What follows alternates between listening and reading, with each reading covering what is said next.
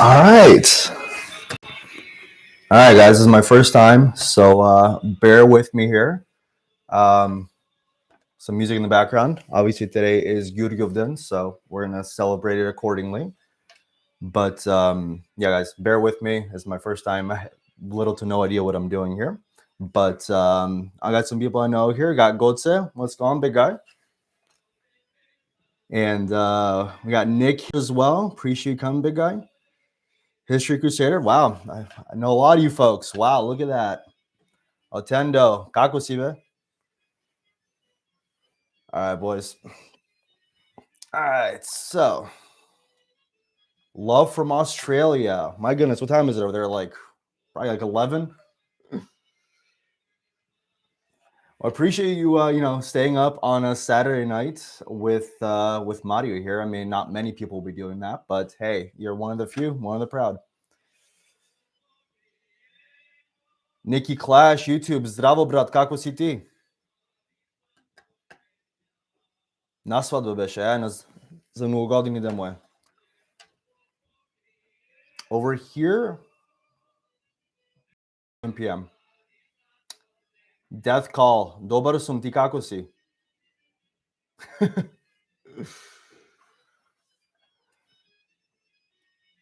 History Crusader. Hello, brother. I appreciate you joining today. If this goes well, we might do more of these kind of little casual, cozy session. I said we'll talk about Macedonia today. We can talk about it for all hours of the night, but I want to get to know you guys, and I can feel that Beatleski. А ќе ме чактисаш, брат, ако зборам Beatleski или сакаш на англиски ти зборам? Многу луѓе не знаат, ама наистина јас зборам македонски дома. Течно го зборам, ама за причина на епизодите на YouTube, реков подобро на англиски, повеќе луѓе да не сватат од диаспората и од странство, што се. Ти нашата борба е фактички меѓународна, треба повеќе да имам пријатели од други држави, значи зато го користам англискиот јазик. Okay, Macedonia in the Middle Ages. Okay, we got to wait for them, my man. We got some time. We got to get the formalities taken care of. Macedonian bro, pozdrav. Hey, brat, pozdrav и кон тебе. Поздрав до сите. Нека вие за многу години Ѓурѓовден денес. Поздрав од еден Влав Арман од Мелбурн, Australia. My man. Харисто мулто that you came. Харисто мулто. Ти мулцајн. Okay, boys. So love Macedonia here. Do we have any girls here? That's the question. Do we have any girls that are perhaps joining us, or is this a sausage fest today? I think probably have some here coming up soon. But okay, so let's. First of all, guys, I assume you know the song that's playing here. Послушайте патриоти, or послушайте другари. I had a video about this like way back when. Like I don't know, probably one of my first videos. You guys remember that? The reason I put it on obviously today is Ѓурѓовден, but I love this song. I'll tell you why. Can anybody hear, by the way? Oh, put up a little. First of all, what a lot of people don't know about the song is that Alexander Karagilev, Ohridsky, that family's still there. They're still in Ohrid. They still exist. They kind of know their history very well. But Karagilev, he was actually imprisoned not by the Ottoman authorities. He was imprisoned by the Verkhovisti. He was actually imprisoned in Sofia in 1892, give or take. He was like a revolutionary organizer. I think also like a poet. And a lot of people think it's the Ottomans, the Turks, that were imprisoning and torturing him. But it was actually the Verkhovisti, which I don't get too into that. But Verkhovisti, as you know, different end of the political spectrum. A lot of Macedonians were there too, but it's the nature of our history. So my favorite line in the song here, he says, he's talking as he's dying. He's saying right here, "Na grobo da mi posadite." So various flowers, put on my grave various flowers, so that the girls can decorate themselves with, and like essentially happier times. So he's basically saying For put flowers in my grave so they may grow, so that girls will have something to decorate their hair with in happier time. Which I kind of take that to mean with my death, there's going to be new life. So with my death, I'm not going to see the happiness of the future, but it's going to give yield to it. It's going to plant that seed, and that's how I view the struggle for Macedonia. That's why I love this song. He's saying, with my death, my sacrifice is going to create that new life. It's going to create those happier times in the future for the little girls to have that happy future, and I love that. It makes me shed a tear whenever I think about it, but it is the long game, boys. It is the long game. We can't. It's the old saying: you have to plant the trees in whose shade you're not going to live to see, but you still got to plant them for the future generation. So I love that song. We can put on some other music in the background if you guys want, just in the back. All right, let's see. Let's see what we got here tonight. Master, дали ти е чудно што Влав Ко Ковачевски е против тебе како Влав ти е од добрата страна? Вака, власите се како народ, добре, јас се гордам што сум Влав, тие се, за жал, родени за асимилација. И тоа го гледаме многу во другите балкански држави, го гледаме во Грција, во Албанија, многу други места, властите многу се асимилирани кон тугиот народ. И мислам најуспешните политичари и бизнисмени во Грција сите се власи. Повеќето имиња се препознават кои се што се власи, ама не ништо против влашкиот народ, тоа е само нешто за години без никаква структура, организација, требаше да се асимилират за стратегија да преживеат. И сега, кои се власти и што се, не ми е колку важно, гледам што карактер имат, што пред за македонщината. Има луѓе што не се македонци, што се гледа дека ја служат татковината, и луѓе што се македонци што не служат. Значи, чудно ми е, ама не баш чудно. Ама вака. Јас сум само четвртина Влав. I'm only a fourth Vlav, okay? And we have a saying in Vlaški, and Yannick, you might know this one. Arman kurat, multu mushat, which means čist Vlav, no gubav. Now, I'm only a fourth, so I can't claim the full one, but hey, we got something going for us. Čist Vlav, no gubav. Okay, what else we got here? Fun fact, Georgi Pruski was one of the most based Macedonians. He was pretty high up there. I mean, he was pretty high up there because what happened with him, I mean, he tried all the different, sizes on. He tried on the Greek outfit. They laughed at him. They called him, Bulgarian, called him barbarian, even though he was one of the most talented writers that they'd ever seen. He tried on the Bulgarian hat. They said you can't speak Bulgarian. The critics in Sofia, they said his native dialect was just full of Hellenisms and Albanianisms. It was just such a backward dialect that they couldn't accept him. He translated the Iliad into like a Bulgaro-Macedonian Slavic. It was like a mix of all these different dialects. I'm not saying Bulgarian to be controversial. It was a mix of all these dialects because he wanted to compromise. And they said it was terrible. They said it was dog crap, essentially. So he got disillusioned by them. By the end of his life, he's like, yeah, I could never really learn Bulgarian. It was difficult for me. And by the end, he was just like, screw this. I'm going to be Ohiganets to the end of my days. F this nationality, F that nationality.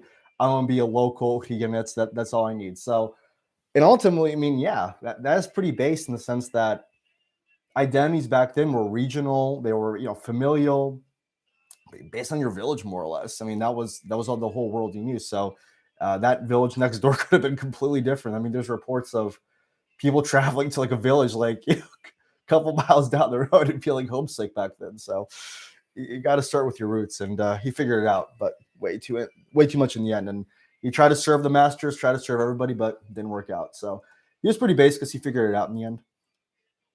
All right, bear with me, guys. I'm gonna try to more on the Slavic migration theory. Yes, it is. I did a video on it, and Florian Kerr did one too with UMD actually, and that was really good. Actually, I thought he did a really good job.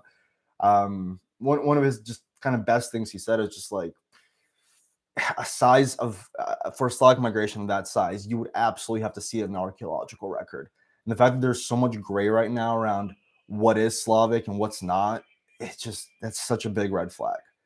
a migration of that size should have been felt, should be seen very well in the archaeological record. Now we have evidence of some migrations, some large to medium size, but on the scale of what would necessitate to completely, mostly, overrun the Balkans, it's not as much in the archaeological record. So definitely need to do a little bit more research. But the thing is, people are very much, I think, afraid of that because it's such a political driven narrative. Everybody wants to be the homeland of the Slavs. I mean, the Poles want that, the Ukrainians want that, the Russians want that, and for all intents and purposes, I mean, Slavic culture prevailed, sure, whatever that is, but how much of it was an actual displacement versus more of a cultural linguistic spread, nobody knows. But it's such a touchy issue because who was there first is literally the Balkan story, and bad things happen because of that debate. So it's hard to get into, but I agree there needs to be more.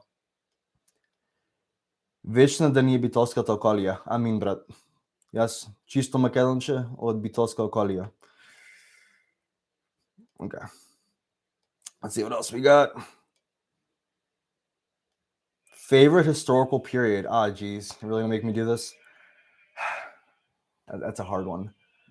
Favorite historical. Okay, so for Macedonian history or for general? Because for Macedonian history, that's hard to pick. They're all depressing.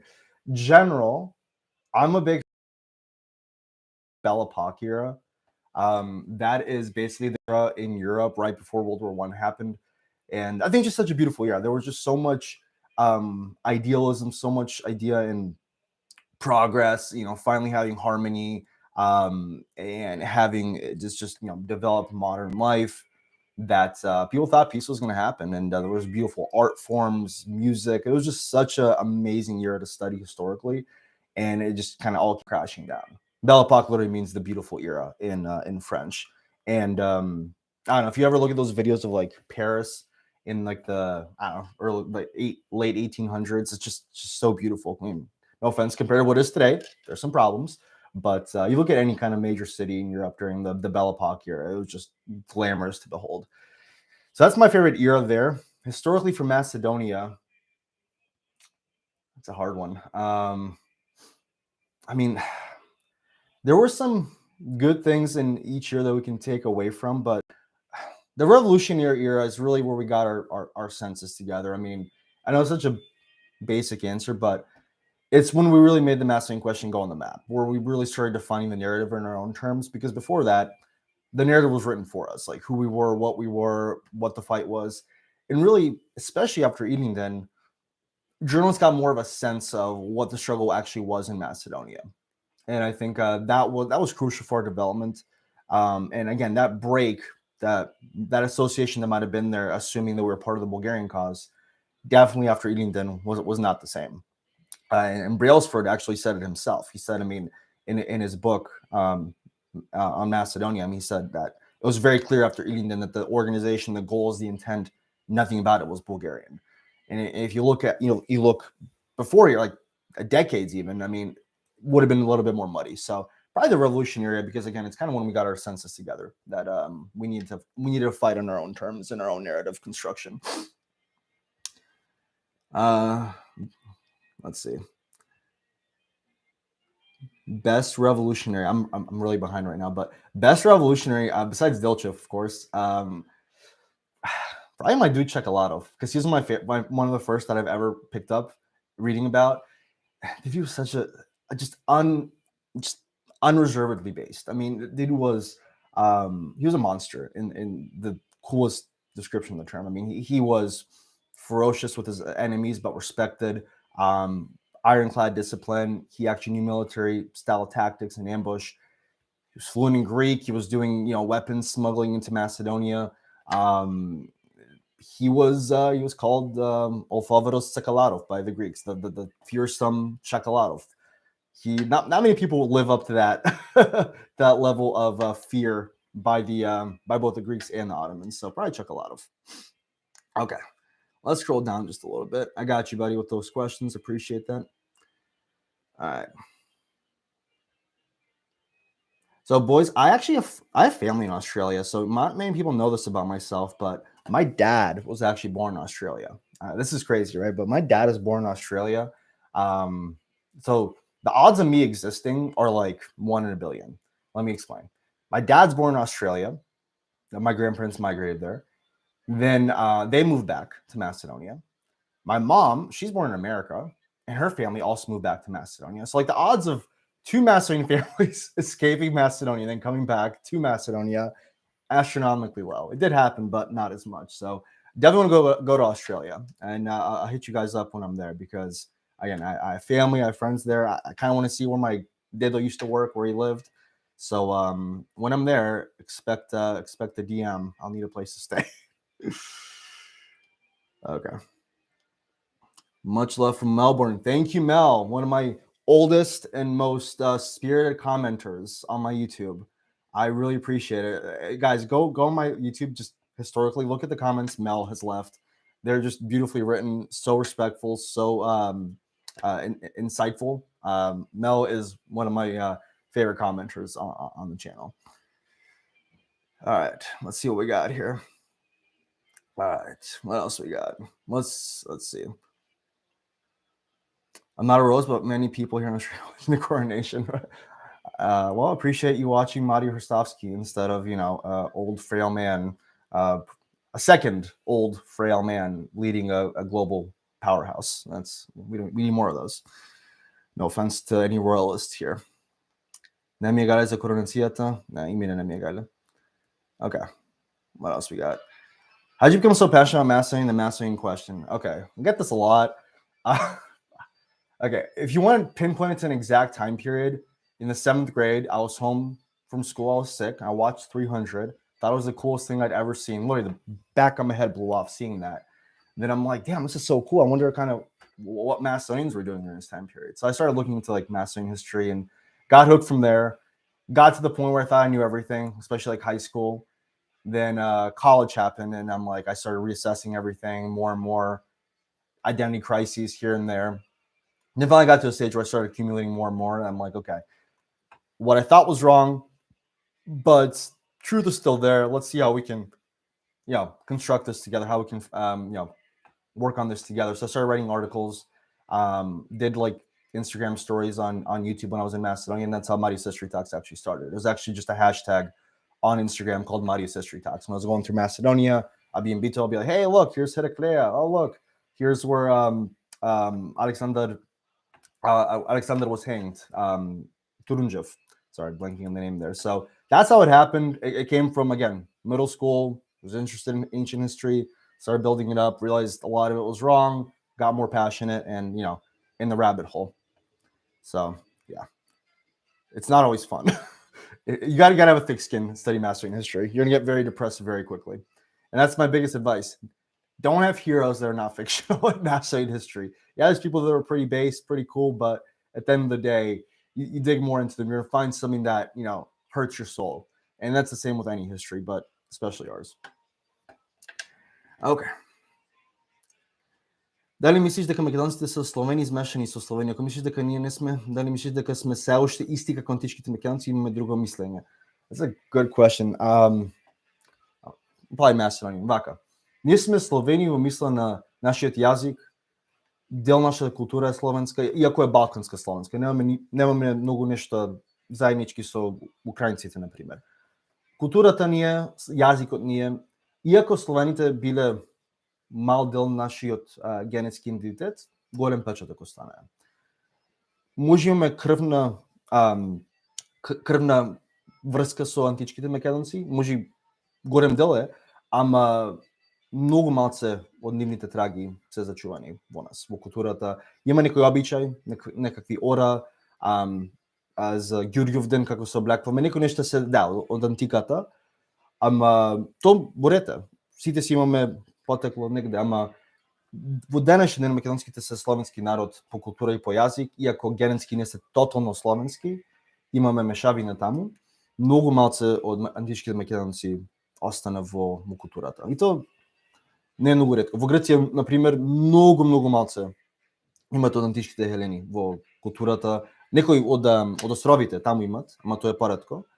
Во Стара Грција, на пример, многу малце имат. И то така е сегде. Така се гледа блакнот. Немам дека има нешто против да се асоциираме со античките македонци, ма тоа не е целиот идентитет. Нашиот денешен идентитет почна со Кирил и Методи, да речеме. Hope I didn't lose followers for that. I'm still wearing the Regina Sun. Okay. Mario, what future videos do you have planned? Well, good you asked that. So the interview I did now with Baba Olga, her husband, also an Agates, also part of the Ditsabegoci, he actually wound up in a camp in Czechoslovakia, and they briefly met each other in a camp, out of all places. Imagine meeting your spouse at a camp. So I'm going to interview him next, which is going to be really cool. And he is very outspoken. He's a patriot. My dude, he goes to the Greek church too, but he's going in there with like a belt buckle of the Regina Sun just to piss off the Greeks. This dude's amazing. So I'm gonna interview him next, and a lot of Greeks commented. They said, "Oh, it's impossible she didn't know Greek. Here's a book written by a Greek that proves that she had to have known Greek." So I'm like, all right, if I didn't enforce the point enough in the first video because you're dense, I'm gonna do it on the second video. Asked, did you know any Greek growing up? What was the language you spoke? What did you call it in the household? His memory is amazing. So we're gonna do that next. Other than that, I do want to do more interviews. High profile people that we can agree or disagree with. I want to get in front of them just to have that conversation. So I want to do a little bit more interviews. More on the spot stuff too. That's always a game changer. I love the videos I did in Solun, in Ohrid. I did one in Bitola too, for Alexander Turunjev. So if I get to travel, I'm gonna do more on the spot, which is gonna be good. And I know I did have a video on a genetic test I did way back when. The reason I put that off for so long, I first of all, I want to understand like how it all works, like haplogroups. I actually want to be semi-intelligent before I go into it. It actually paid for a service that kind of identifies your ancestry, based on your genome code. You pay them. It's actually a really good guy. I'm gonna give him a shout out. It's called Ancestry Brew. Really, really cool guys on Instagram.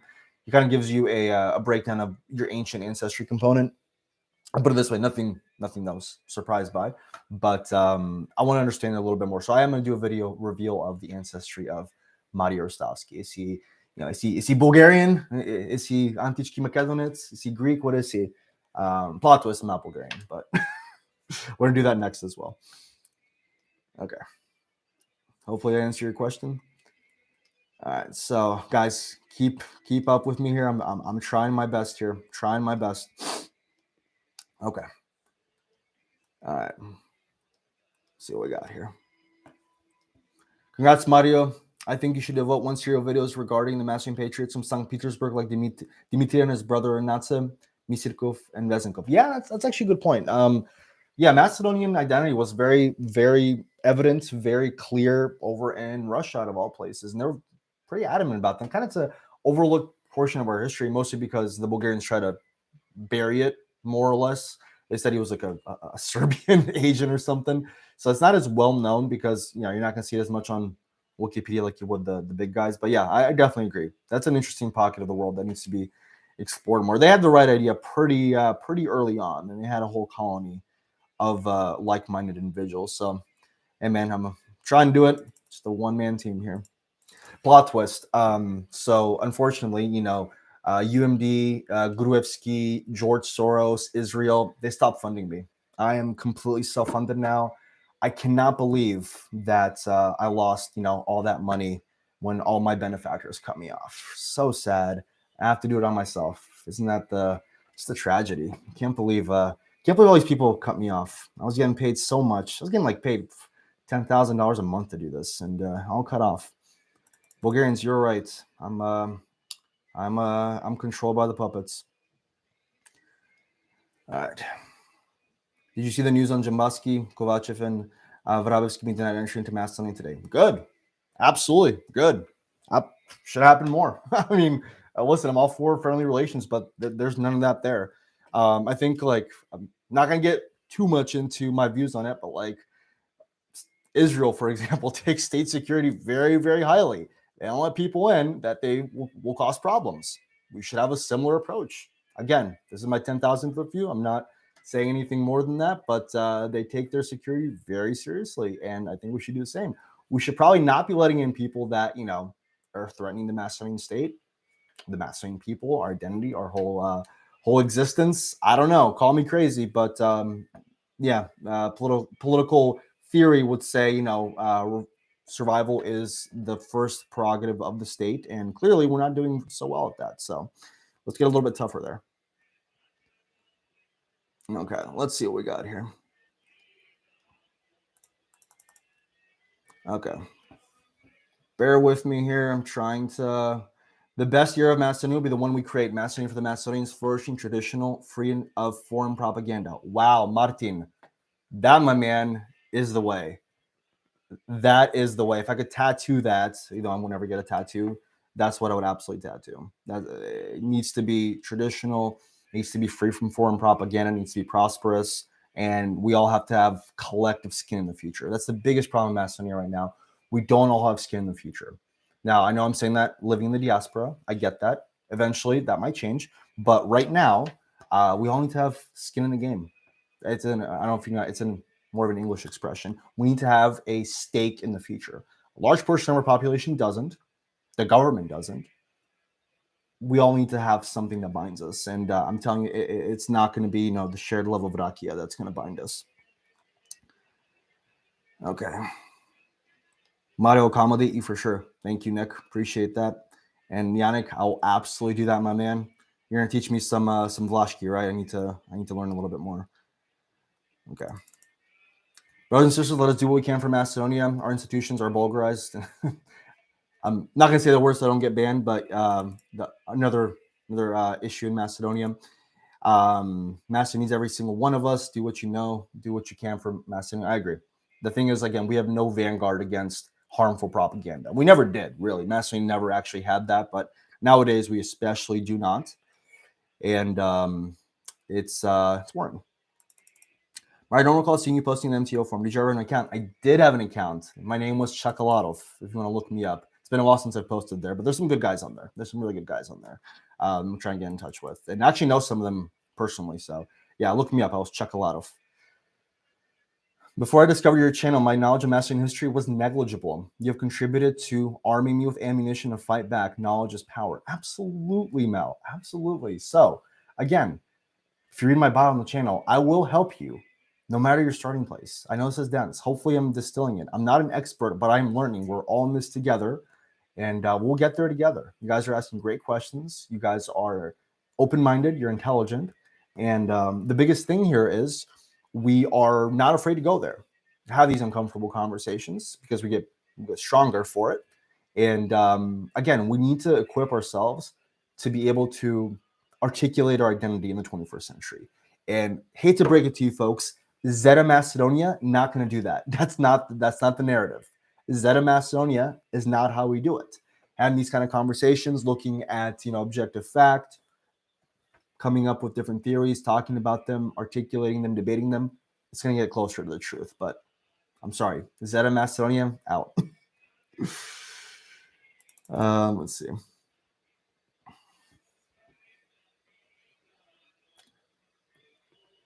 Марио, може да побараш со некој експерт, генетирар, да направите интервју за македонците? Ќе најдам, ако барам, генетичар. Има некој што се генетичари, ама сакам подобро некој да не е македонец. Мислам, заради тоа што да биде малце неутрален и да не можат бугарите, грци да речат, ој македонец, што знае. Ако некој навистина од западот негде, уште подобро би било тоа. Затоа тој што го користев за мојата ДНК анализа, тој не е македонец. И мислам повеќе кредибилност има со тоа, ама навистина добар е човекот. Јас сум 62% Балкан, 20% Италија и 15% Јужна Италија и Грција. That's it, my man. That's pretty much Macedonia right there.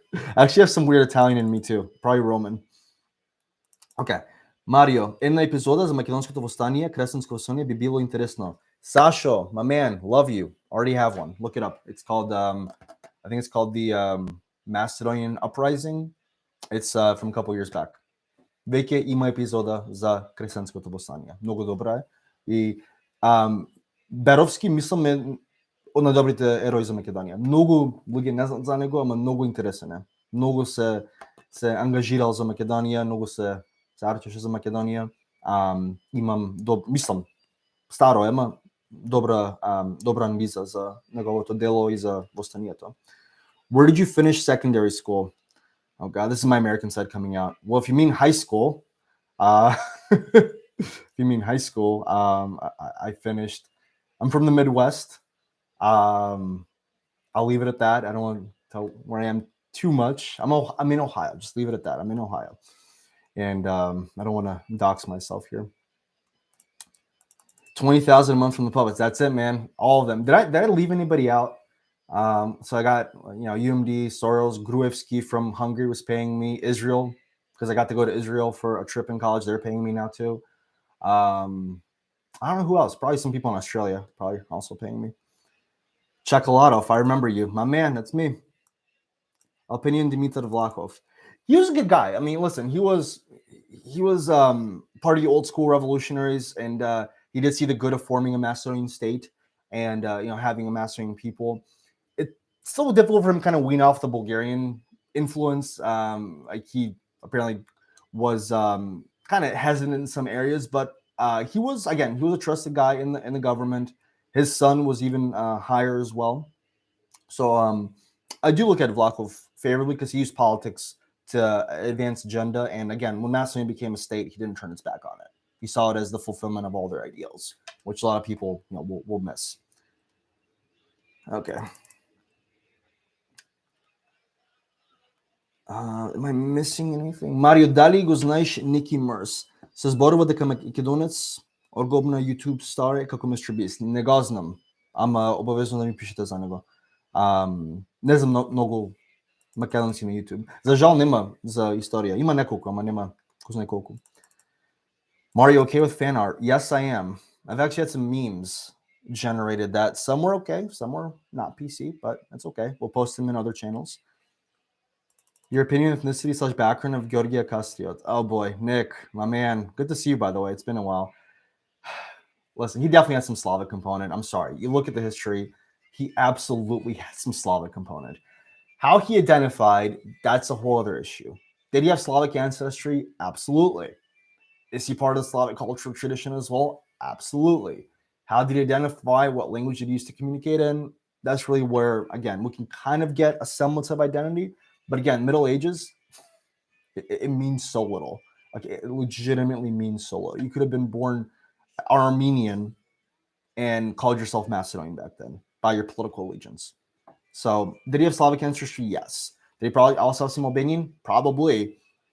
But again, Georgia Castriot, Georgia sounds pretty Slavic to me. Okay, let's see. What else we got? Tell us something you've always wanted to tell us, but never suit any videos topic. It is a Q&A after all. Something I've always wanted to tell you, but I never could in videos. That's a really good question. That's interesting. So I can tell you there's a story. I mean, I didn't want to do a little bit more research. So again, skin in the game. I'm not afraid to go there. My great grandpa was actually a prisoner, political prisoner of the authorities in Yugoslavia. He was in Goliotok in the late 40s. So I'm gonna actually do a video on that. I found some research and documents about it. Apparently he was, I think he was probably like pro-Stalin after the Tito-Stalin split. And yeah, come on to do a video on Goliotok. He actually was in the same cell or very close to the same cell as Panko Brashnorov. He was another Macedonian guy that was thrown in there. So yeah, I'd like to do a little bit more on the history there. And then I actually found a video of my great-great-grandfather on YouTube from Tsapari. He actually gave an interview about his life story. I'm going to do that as well, which is a super interesting video. This dude is absolutely amazing. So those are two things that I want to get to, kind of more of my family history. All right. Само напред, Марио. Фала движење бокотирам. Чекам за новиот подкаст, да ме поканиш. Марио, има многу историја во Македонија. Мислам дека се вика човекот Никола Ристовски од Свете Никола. Многу темелно опфаќа за историјата на Свете Никола. Супер. Мислам да, го знам Никола. Да. Има направено интервју со него. Ariston Productions. Околите на неговиот канал имаме интервју направено заедно. Многу добар човек. Супер е. Много добър човек. Дали си Искрен Шен от Сръбската църква? Не съм църква. Аз съм дел на Македонската църква тук и съм дел на управата. И за тия, що сега идат, за многогодини Свети Георгиев ден. Напомощание. Do you any incredible stories on the ancient Macedonian language? Actually, well, a bit of a shout out here. My man Nikola, who was in this chat, Nikola Mitevsky, he wrote a really good paper about kind of everything we know about the Macedonian language, ancient Macedonian language. He uploaded it to academia, and it's probably one of the most downloaded papers there is. Now, my dude's Macedonian. We go way back. He's probably one of the more credible researchers on it because he scoured through every document there was. And fun fact, if you guys remember, there was a Facebook page called Ancient Macedonian Language, like way back when. That was me and Nikola. We were the ones running that. And he has a really good paper on it. But I would just, if you don't find the paper credible, just look at the sources he uses and just go there. I will definitely send it out if I can find it. It's just type in Ancient Macedonian Language, Nikola Mitevsky, and look at the resources he has there. It's really good. Am I missing? Actually, I have some questions from Instagram, so let's get to them now. Okay, so Instagram questions. Zdravevsky13 said, "What is your stand on MPO? It is a time for UMD and MPO to become one organization." Oh my man, give me all the low balls here. Okay. So first of all, I've historically have ripped on MPO, and you know why? There's certain individuals there that are not the most gentlemanly with their approach. But I actually visited their office back in November of 2021. They actually gave me this book. I'm showing it to you here.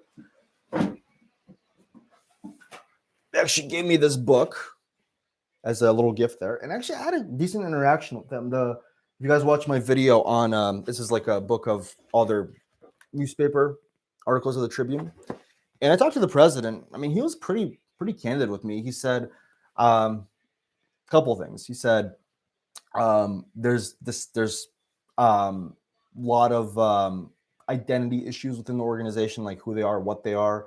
But he said, yeah, a lot of people identify as Macedonian, Bulgarian, Macedonian, but their patriotism, their loyalties to Macedonia. Yeah, some will go on the extreme and go pro Bulgaria, but he kind of walked me through the office. He's just like, where do you see Bulgaria here? It's all Macedonia. It's all maps of Macedonia. It's all Macedonia for the Macedonians. In fact, he told me this story. Apparently, in like the 2000s, Bulgarian, I think either prime minister or something, came to the MPO office, and they found an old flag from 1903 of the Edington Uprising, literally with bullet holes in there. And the ambassador, it was the ambassador. He said, this should be given to Sofia. We'll preserve this properly. It's part of Bulgarian heritage, this and that. And apparently, MPO's official response was, okay, we'll give it to you as soon as you give back Pirin Macedonia to the Macedonians. So pretty based, but again, other things are not. Let's be real. Other things are not. They have a lot to work on. At the end of the day, they claim they were all for a free, independent Macedonia. We have an independent Macedonian state right now. Historically, they kind of turned their backs on it. So if there is any hope for reconciliation, you cannot turn your back on the vast majority of the population. And most people that are in MPO that are again, Macedonian-Bulgarian, most of them are probably, from what I have talked, slightly less than Macedonian, like slightly less than ethnic Macedonians. There's a small vocal minority that's probably very pro-Bulgarian, all Bulgaria, speaking Bulgarian, allegiance to Bulgaria. They're absolutely there. They are kind of drowning out the voices of reason.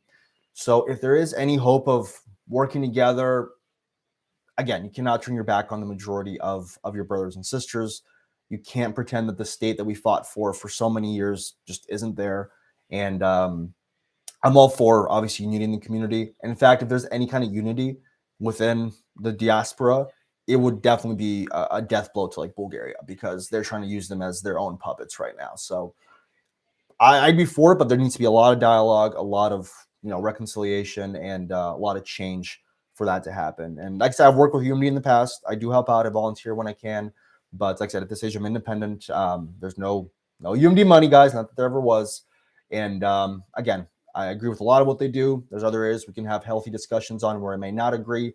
But again, they do use diplomacy. They do use the gears of DC to push Macedonia's agenda and our question in front of people that make those decisions. So they do a lot of good there. And again, we can disagree with certain things, but I think for the most part, they're a net positive.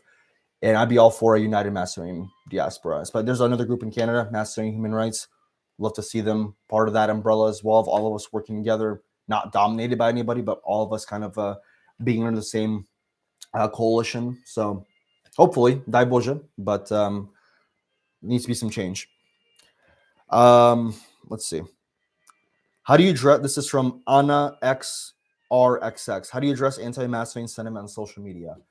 Oof, well, so as you know, I mean, I get a lot of that. I get a lot of death threats. I've been doxxed. They've even tried to get me in trouble at work with manipulated tweets. I've been there. Best thing I can tell you, you got to keep your cool. You cannot get angry. You cannot let your emotion get the better of you. You got to keep cool. You got to embrace the fire. You got to embrace the fight. You got to be calm, collected, and professional. And really, you got to use that to your advantage, because we got to have the optics on our side. You know, we can't have a bunch of, faceless, nameless accounts, mass spamming, trolling. I mean, that's always fun, but like when it comes down to it, we want to be seen by others favorably as well. So, if we have, comment just out of left field, not going to make us look good. So again, there's a time and place for trolling, a time and place for professionalism, but the way we combat it, again, is professionalism, not losing our cool, using the resources that are there.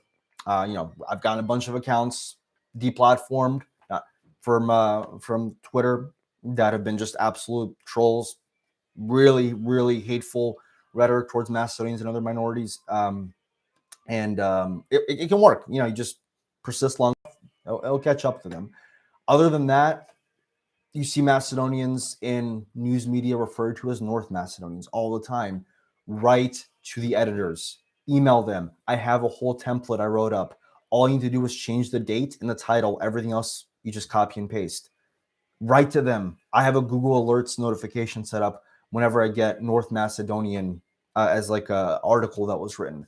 Write to them. Do it consistently. Again, I'll give you a template if you want. You got to get in front of them. You got to agitate a little bit. Talk to your, talk to your local authorities, congressmen, parliament, whatever, about the Macedonian issue. That's always huge.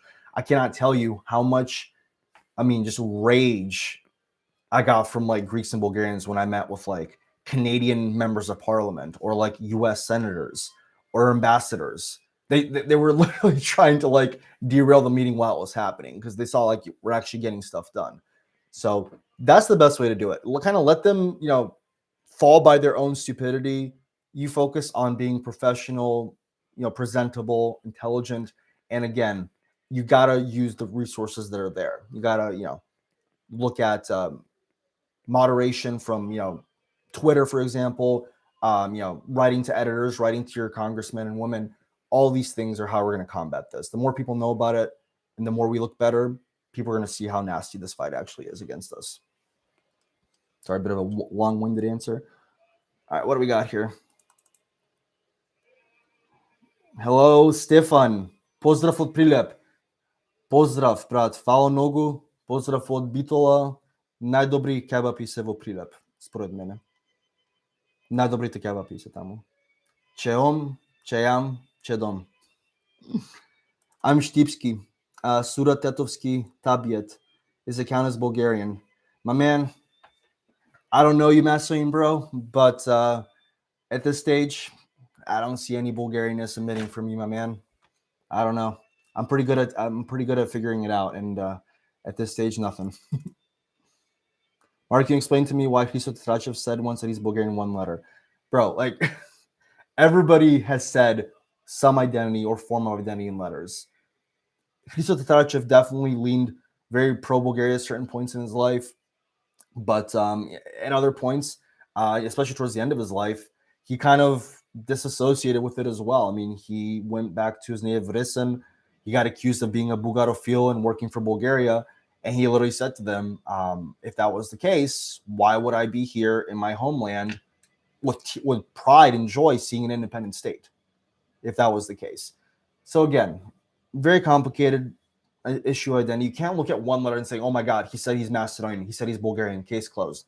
You got to look at what they believed about themselves, their identity, their fight. Again, and he did lean pro-Bulgarian in some respects, sure, absolutely. But others that said they were Macedono-Bulgarian had absolutely no allegiance to Bulgaria or anything Bulgarian. Their interests were purely Macedonia. They actually wanted to exclude themselves from Bulgaria. You just got to look at the context more. So it doesn't really. Let's also admit he was Bulgarian. Yeah, he said that in one letter. Yeah, he said that in one letter, which, again, I read that as pretty ironically, Sisme Bugari. Like the way he says that, just to me screams like, yeah, there's something about us inherently having division and conflict that is endemic almost. So he said in one letter. There's other letters. Again, he differentiates between Macedonians and Bulgarians. And if you watch my video on Dilchev, he had such a short life. It's just so hard to figure out what he actually believed about his identity and who he was. My dude was a pragmatist. He definitely did not want to piss off Bulgaria. Let's be real. He did piss it off to a certain degree, but not to the degree of cutting off, that relationship for funding, support. A lot of Macedonians were there as well. So he was a pragmatist. A lot of people were pragmatists. I think it was Rossos. He said in his book, if there was debate on who or what were the Macedonians, it came secondary to creating a Macedonian state and autonomy for Macedonia. Those issues would have been figured out later. And I think Dilchev, for all intents and purposes, just kind of had to use the system that was there for identifying nationalities and religions. It was there. He had to use it. That's kind of what the system was. But those issues, like I said, I believe would have definitely been worked out, but after the autonomy was achieved. So, all right, what else we got here? Jeez, we got a lot going on. Never North, my man. Are you aware of any recent archaeological findings in Macedonia? Not. I do follow a guy, Adam. What's his name? He's an archaeologist in Macedonia. I follow his stuff pretty consistently. He posts some really cool findings, but let me see what his name is. I'm blanking. He's a really good archaeologist in Macedonia. I'm blanking on the name right now, but I follow his stuff, and I haven't seen anything new, but I'm seeing like a lot more ancient routes and passages that have been uncovered recently that have been used historically, which is always pretty cool because, yeah, ancient Macedonia did run through Republic of Macedonia as well. It's not that controversial, but all right, what else we got here? Did I miss anything?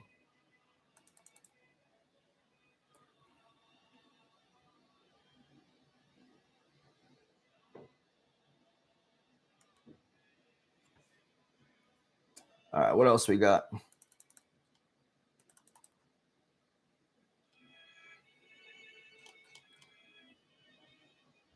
Do I think the Macedonians had their own mythology and pantheon? Yeah, so the thing about back then, like mythologies and pantheons, when Greek writers were writing them, they would find similarities with their own gods and just label them as saying, "Oh, this is their Heracles, this is their Diana." So like, this is their era. Their records of like Greeks assigning Heracles to Indian mythologies, for example. So, do I believe Macedonians had their own mythology and pantheon? Absolutely, because we know a lot of their names. We absolutely know their names. Did they probably also worship what we call Greek gods? Yeah, absolutely. So, I mean, and again, look at the paper that I recommended before by Nicola. There's gods that were pretty Macedonian-esque. There was Bendis. There was Zeus was called Dias, but again, it's kind of their version of it. They had oh my goodness, I'm blanking now. It's been so long. Setinus was kind of like their version of like a love goddess of the sea. They had Aratos, as like I said, was one. They had they called Poseidon their water god, Adonaios or something like that. So yeah, they definitely had their own version of gods that they labeled accordingly, and they also were big worshippers of Orpheus as well. And they also had, I think, like a kind of a bacchanalian element to their worship as well. So there was a lot of Thracian mythology mixed in there as well, I would say. So it was a good mix of gods and goddesses. All right.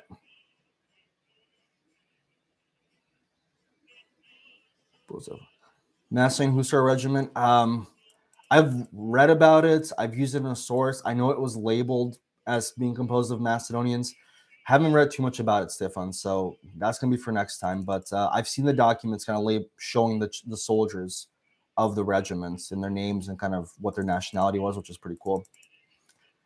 Here they are: Dion, Noma, Daron. Yeah, I forgot Daron. Levino. Yep.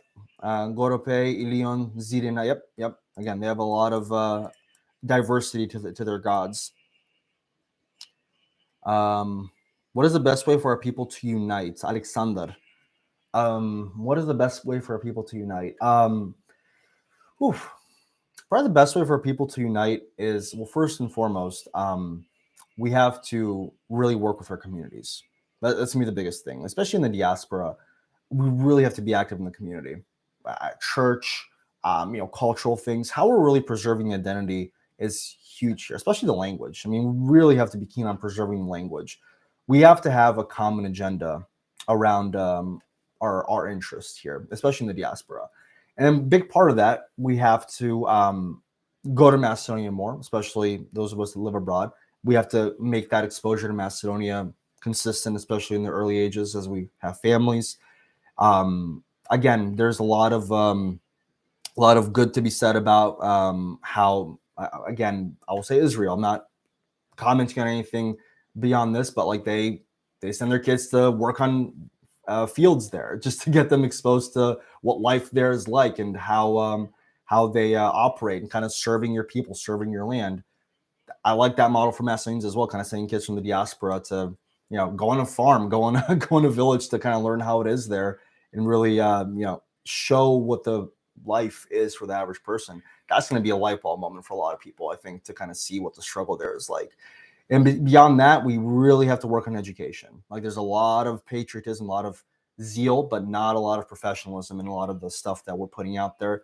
Not so much our generation, but the older generation, like the Zeta Macedonians and the, the, what is it called? Scientific Knowledge of Macedonian History or something on Facebook. There's a dude on there that's posting about Macedonian obelisks in like Phoenicia or like in, I don't know, Egypt somewhere. I'm like, dude, not everything's Macedonian. Like, get off that. So we need education. We need, again, more exposure to Macedonia, especially from the diaspora. We all got to break that idea of division between diaspora versus native Macedonians. We're all Macedonian, but we need more exposure to Macedonia to be, again, have that skin in the game. And third, I would say we really just have to agitate. Like we really have to agitate across party lines, across different channels of communication, power.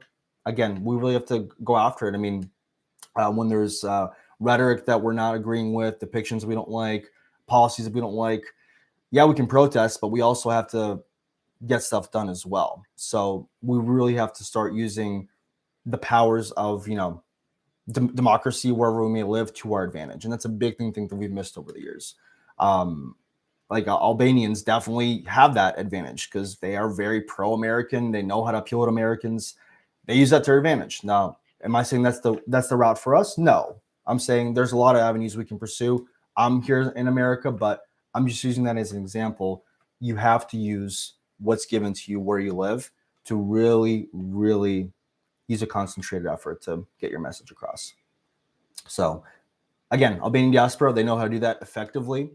We, not as much for what they're trying to do. They do it very well, but they have something called like pagan tribal loyalty. Like that's the best way to describe it because they're very much unique, very much on their own. We need to have that kind of mentality. It's called a pagan ethos. There's actually a good book about it, how you got to look at it tribally. You got to look at it tribally in order to survive. And some countries have that, some countries don't. And I think that's how we advance. Okay. Let's see what else we got here. Do you have any plans for moving back to Macedonia one day? Absolutely. In the future, I definitely hope to maybe make that move. I don't know when, but it has to be part of the solution. So Macedonia is not going to get better without diaspora moving back and actually reworking the land, reinvesting in business, helping out with reform in education and in rule of law. Those are things that absolutely cannot happen if people continue to migrate away from Macedonia.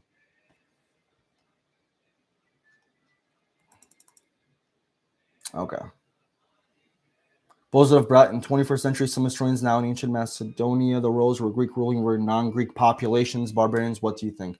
Yeah, I mean that's pretty much what was said by I believe it was Herodotus. He said that about an ancient Macedonian king. I think it was Muntas, I want to say, or Perdiccas, one of the two. He basically said, yeah, it's a Greek ruling over Macedonians. So yeah, the monarchy was Hellenized, but the people that did not get extended to them. That privilege of being Greek. Luther said, I believe unity through nationality, language, and culture. Yeah, I mean, I completely agree. That's how we unify. Just to go back to that question, nationality, language, and culture. But again, what we're doing in the diaspora just as important in preserving that. So we gotta have that exposure to Macedonian culture in order for us to have a prayer. Okay, let's do another question from Instagram.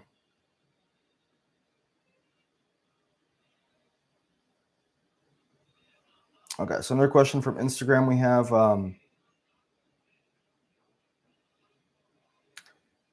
B. Spiedisky said, do you really think the name issue with Greece is really solved, or do you think they'll block us again for the EU? Ooh, I really don't think that question's ever really going to be solved, because I think there's always going to be that red line for Greece to just never accept the word Macedonia.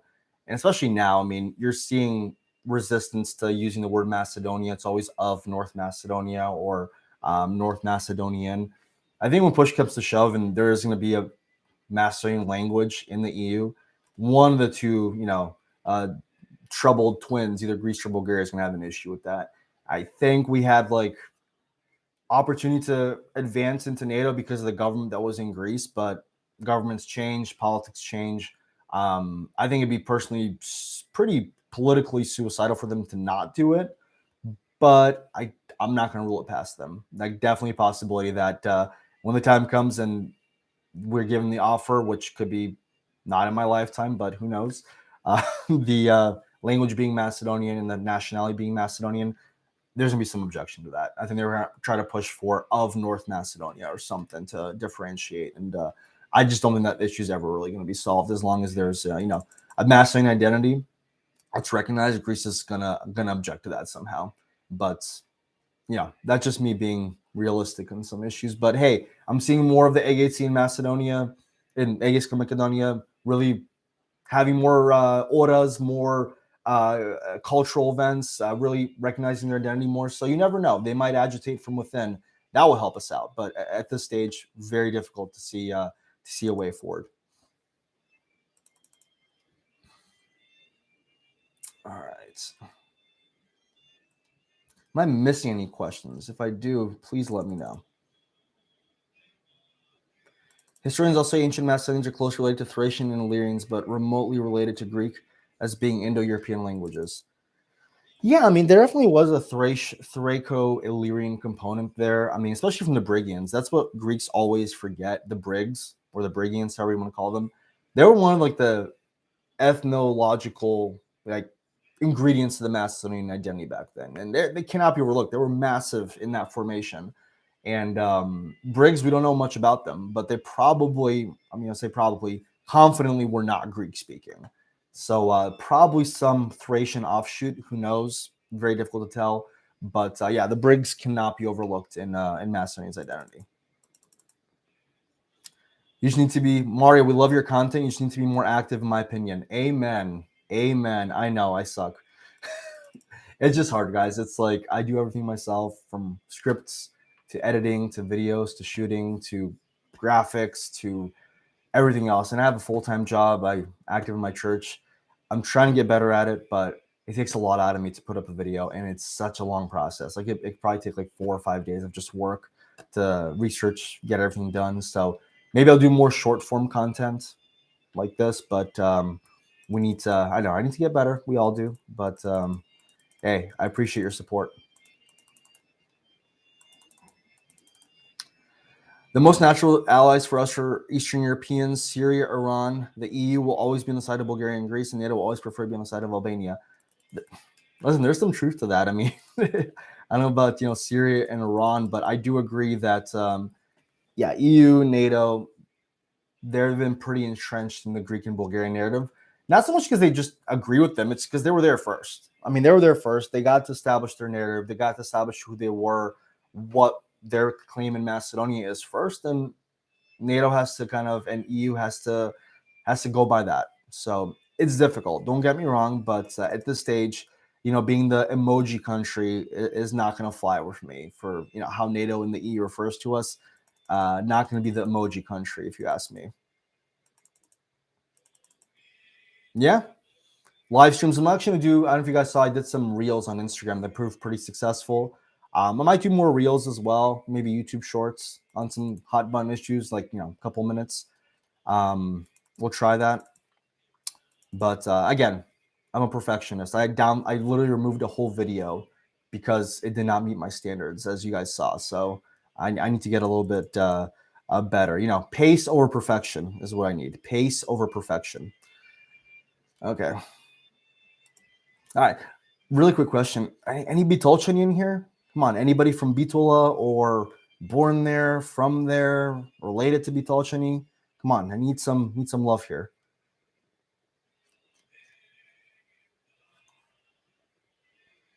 No Bitolchani? Kaiste Beluga?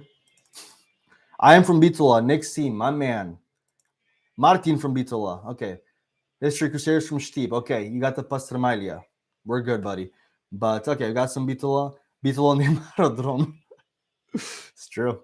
We also ušte nemame stadion, nama se gradi.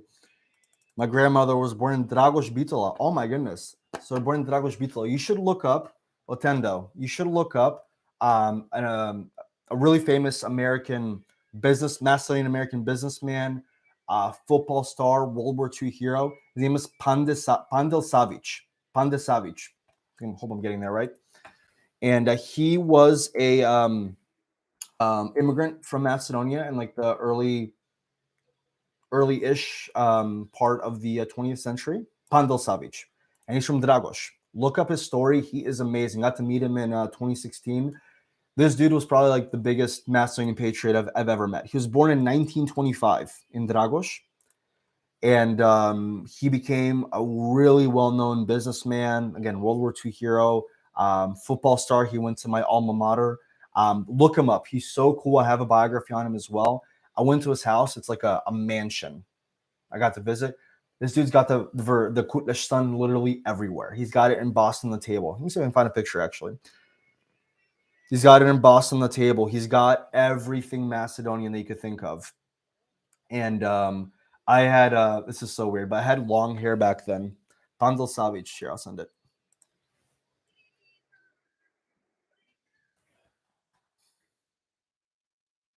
Send it out. He's such a cool guy. So I got to meet him. Like he had dementia at that stage, so it's kind of hard for him to speak, but he was still with it for the most part. So I got to meet him, and he was saying to me that I had like long hair back then, right? And he said he was such a big fan of Alexander the Great. He had like biographies on him. He had everything about him, and he said like, "Oh my God, you have hair like Alexander." Here, I'll show you that picture. That's me and him. It's kind of blurry, but you get the gist. That's me with his biography. So super cool guy. Look him up, Pandil Savic. He's awesome. Really, really good representation of a Macedonian immigrant abroad. What else we got here? My home is next to Stara Bolnica. Okay, gotcha. Okay, I'm Pelagunka Eden, if that means anything to you. By right off of Prilipska. That's where I'm from. Okay. Have you heard about Angele Zafirovsky, a patriot that threw a chair at Zoran's side?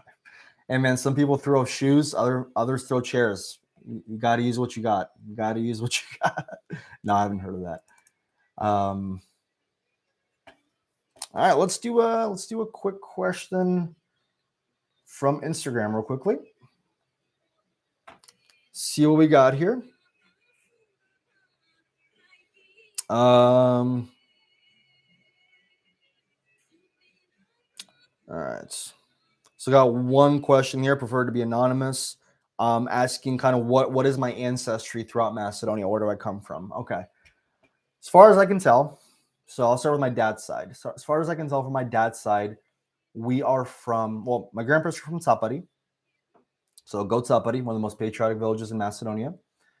Then before Tapari, my great grandpa was from Pretor. And before Pretor, they were from on the Prespa Lake, modern day Albania, a little village called, excuse me, 2 minutes, literally right on the lake there. So definitely from like the Prespa region on my dad's side, besides Tapari. That's more the recent one. So I'm from Tapari there. My mom's side, I am partially from, well, Bitola Genimale. That's kind of where my grandma's from. Her family is from Novaci on my mom's side. Her family's from Novaci. And on my grandpa's side, he's Vlach, obviously.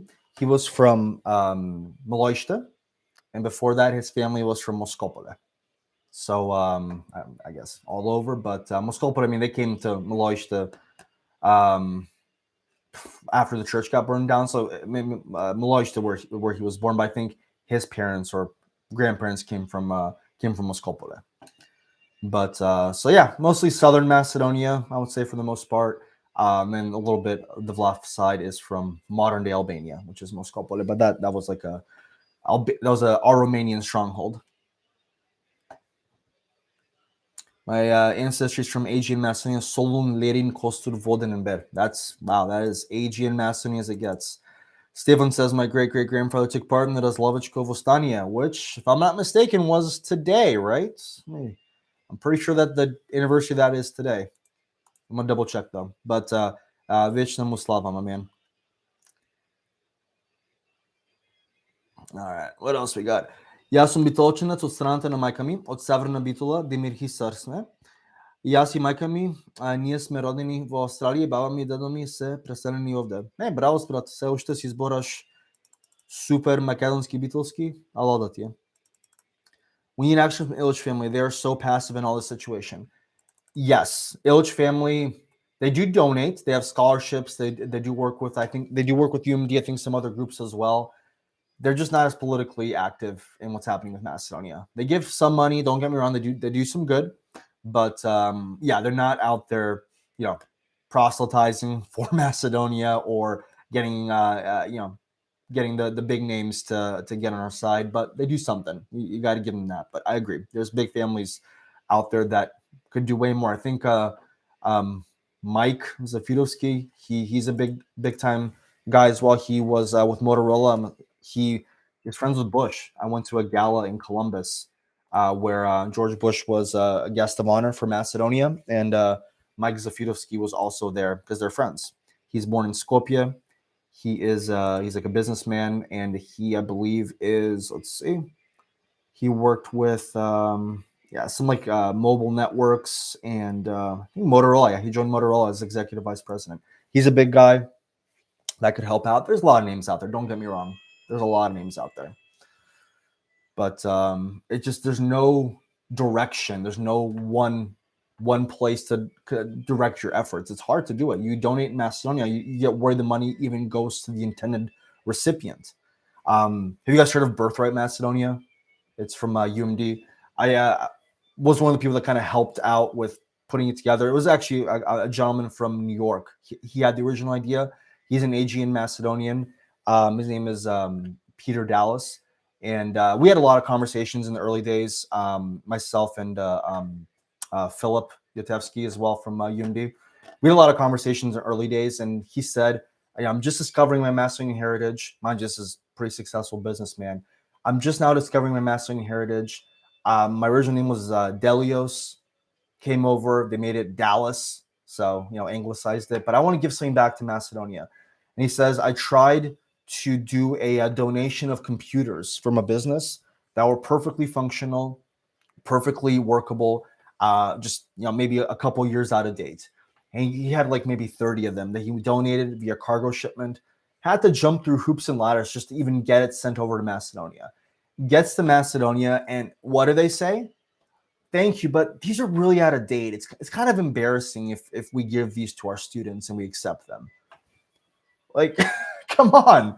And that's what we have to deal with. That's what these successful folks that try to help out in Macedonia have to deal with. This just like absurd sense of importance and egoism from some of the authorities there. It's an old saying in English, you bite the hand that's feeding you. And that's what a lot of them do. So there needs to be more credible ways to help out in Macedonia and more credible organizations to work with. There are some, could be more. That's all I'll say. But yeah, look up Birthright Macedonia if you're in the diaspora. It's really cool. I have not done it because I'm born there, but if you're not born there, go ahead and do it. It's awesome. Okay.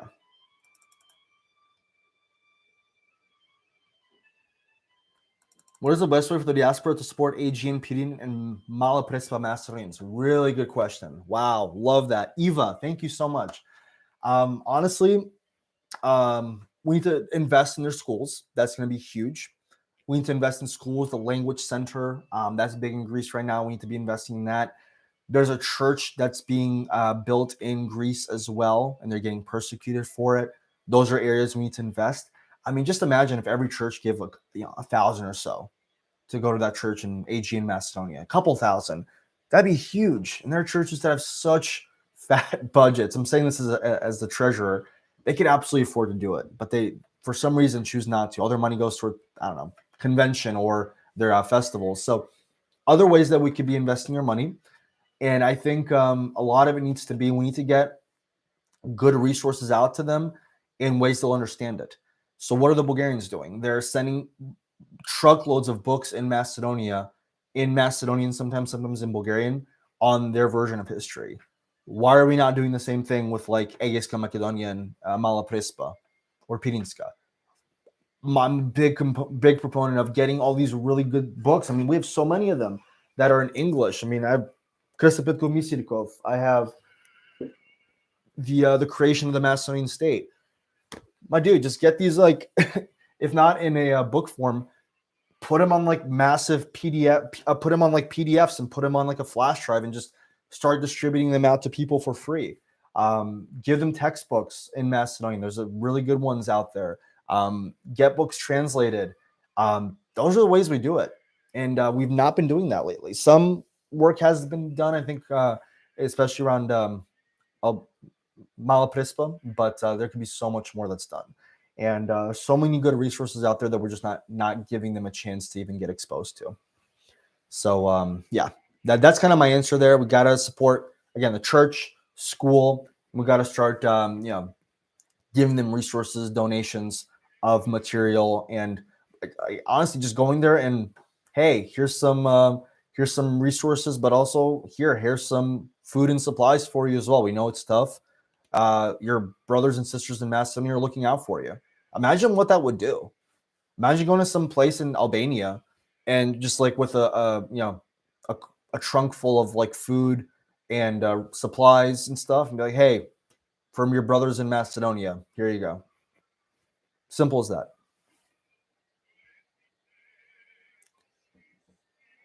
I mean, listen, I'm also critical of Israel. Macedonian Bro said, follow Israel. A lot of things I'm critical about. There's some things to get right. I'm not going to delve too deep into my views there.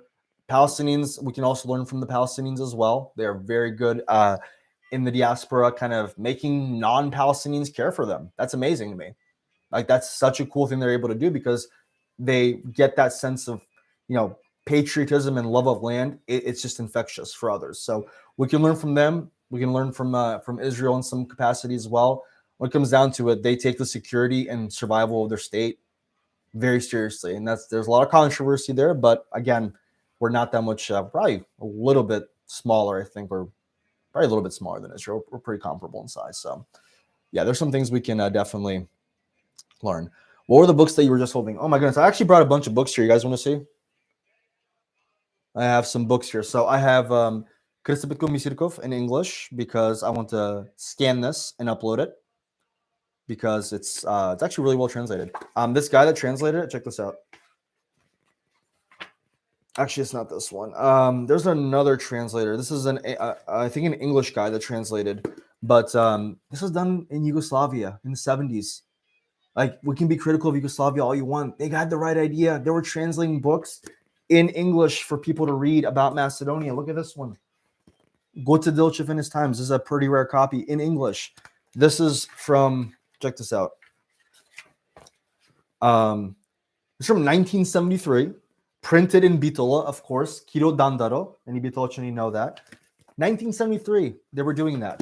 So, and here's another one. The Epic of Ilinden, right there. 1973. And this was translated by probably the same guy, if I had to guess. Alex Rainsford and Alan McConnell and Graham Reed. So this dude, Graham Reed, if my mom is watching, was her professor in college for English. He was lifelong Macedonia-phile, as well as his wife. They both love Macedonia. One of the most prolific translators of the Macedonian language. And good old Yugoslavia got them to come to Macedonia and become professors there. I think is Scottish ancestry. And he's actually friends with Sean Connery growing up, apparently. He told that they were a similar age group, and this dude knew Sean Connery and was writing books about eating them, or translating them, I should say. So that's one. What else do I have here? Here's another one that's really good in English. History of the Macedonian People. This is from... this has got everything in here, dude. Like, this is Mihailo Apostolsky wrote in this. Ivan Katarjiev wrote in this. These are like pretty big names, also translated by Graham Reed. This is from 79. And if you look at it, I mean, these books, Yugoslavia was definitely controlling the narrative back then on the Macedonian question. They did not let Bulgaria have like a prayer when it came to this period, because they were doing this stuff way before the issue got to this degree. So it's these kind of ideas that need to be proliferated and spread to our neighboring countries in these kind of books, and there are modern ones out there as well. There's also non-Macedonians that are really good that can help out. I mean, here we have Macedonian and its Races by Brailsford, which is funny because if you read Brailsford, he calls the Macedonians Bulgarians. Like in the book, he says, they're Bulgars. But then he says on page 69, he said, are the Macedonian Serbs and Bulgars? He comes to the conclusion that they're neither. They're their own thing. They just adopted a Bulgarian identity because it was the most comprehensive and suitable for them. It attracted them the most. But he said they're neither Greek nor Serbian nor Bulgarian. It's more of a convenience identity than anything. And this is from 1904 that he wrote this, and people just gloss over it. It's in English, and we can translate this in multitudes of languages to kind of distribute. So these are the kind of books that need to be spread. Any great books on ancient Macedonia that you have? Ancient Macedonia, not as much. I mean, Peter Green is good on ancient Macedonia, and anything by Eugene Borza. Those two guys are phenomenal. I don't have them over here. They're probably upstairs. Those two guys are, let's put this back up here. Those two guys are probably the best on that. Elena said, notably in Yugoslavia, they published 2-volume book of primary sources called Documents on the Struggle of the Macedonian People and Independence and Nation State. Yeah, they did. And let me show you something really cool about this time period. I'm going to go back to this book. This is something I wanted to do a little video on. Everybody's like, oh my God, Yugoslavia, they just removed the word Bulgarian every time they saw it, and they put Macedonian there. That's what they did. That's how they were able to fake everybody and deceive them. Well, first of all, no. If you actually read Yugoslav sources, I mean, they kept the original text. I've read the poems the Brakimil Dinusi published by Yugoslav sources. They kept where it says Bugarka or Bugari. They absolutely kept it. They actually called it Bulgari. But they kept it. They had no issues with that because they knew in context what that actually meant. But here's one, History of the Macedonian People from Yugoslavia, 73. So you think of like that they were afraid to say the word Bulgarian or just omitted it altogether. Here we go. It says here, although contemporary political and revolutionary ideals influenced the leaders of the national movement of the Macedonian people in the period from the formation of the revolutionary organization, they were unable to take root in Macedonia itself, meaning these ideas were not able to take root in Macedonia. They had to be somewhat external. The conditions necessary for this process did not exist in the social and political environment. Absolutely. They were rather an accompanying factor, a result of individual education and personal commitment, meaning any political agitation organization in Macedonia came from outside, came from education outside, came from other avenues not native to Macedonia. The best confirmation of this is to be found in the name initially given to the organization, Bulgarian Macedonian Adrianople Revolutionary Committee. The name, however, was of no significance to the aim of the organization that was concerned, the complete political autonomy of Macedonia. So here they say there's a possibility the original name was Bulgaro-Macedonian Revolutionary Org. Again, debated. I'm not of that school of thought, but they had no issue at least admitting that in this book, saying, yeah, we can admit that it's not a big deal because this is the forces, this is the environment, this is what they had to deal with. 1973. So when people say, oh, Yugoslavia just edited everything to say Bulgarian out, absolutely not. They were absolutely able to add that as a competing perspective and still publish it, still have the analysis and the explanation as to why that happened. And again, I want to make it very clear, I don't personally believe that was the original name of the organization because Dr. Hristo Tatarchev said no, it was just called the Macedonian Revolutionary Committee or the Macedonian Revolutionary Org. That's what he said in his memoirs. Again, I'm not of that opinion, but hey, Yugoslavia was looking at the sources. They said it could have been that. They had no issues with it. So again, don't be so hard on what happened during Yugoslavia. Again, my family suffered as well. My great grandpa did, but a lot of good came from Yugoslavia as well, which people definitely tend to overlook.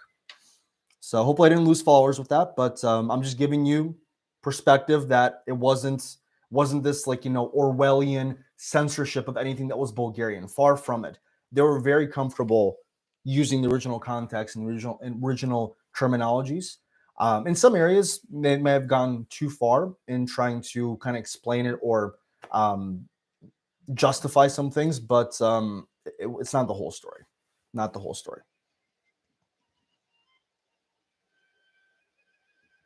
Okay. Thank you for that, Elena. Appreciate that. So we'll talk about this book a little bit more. It's a really good book, really, really solid foundation. Some of the best Greek writers that wrote about Macedonia are Kostopoulos, Lithothoksu, Nakaratsas. Do you know any of their works? There are actually very few that recognize the Macedonians really. Yeah, I know. Dimitar Lithoksu. I also know I still need to read it. Fields of Wheat, Hills of Blood by Karakasidu. That's also a really good one. Karakasidu is a really good one. And she got death threats for writing about the Macedonians of Greece. Like, imagine, like it's that level of paranoia. The woman, I think she lives abroad, received death threats for daring to acknowledge the existence of Macedonians in Greece. And this is an academic. Absolutely insane. Absolutely insane. Okay. What else we got here?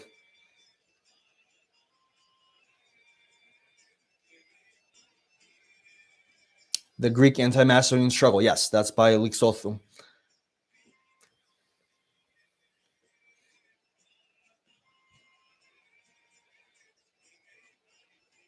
A lot of books are in the Vatican Library. If we try to maybe access it, I don't think I'm big enough to try to go to the Vatican. But yeah, there's some cool stuff there that could be accessed. I know there was like I think it was like a papal bull or something from the Vatican that from like the late Middle Ages that identified Macedonians, Bulgarians, Bosnians as separate entities, which is weird because back then, again, identity wasn't really formed.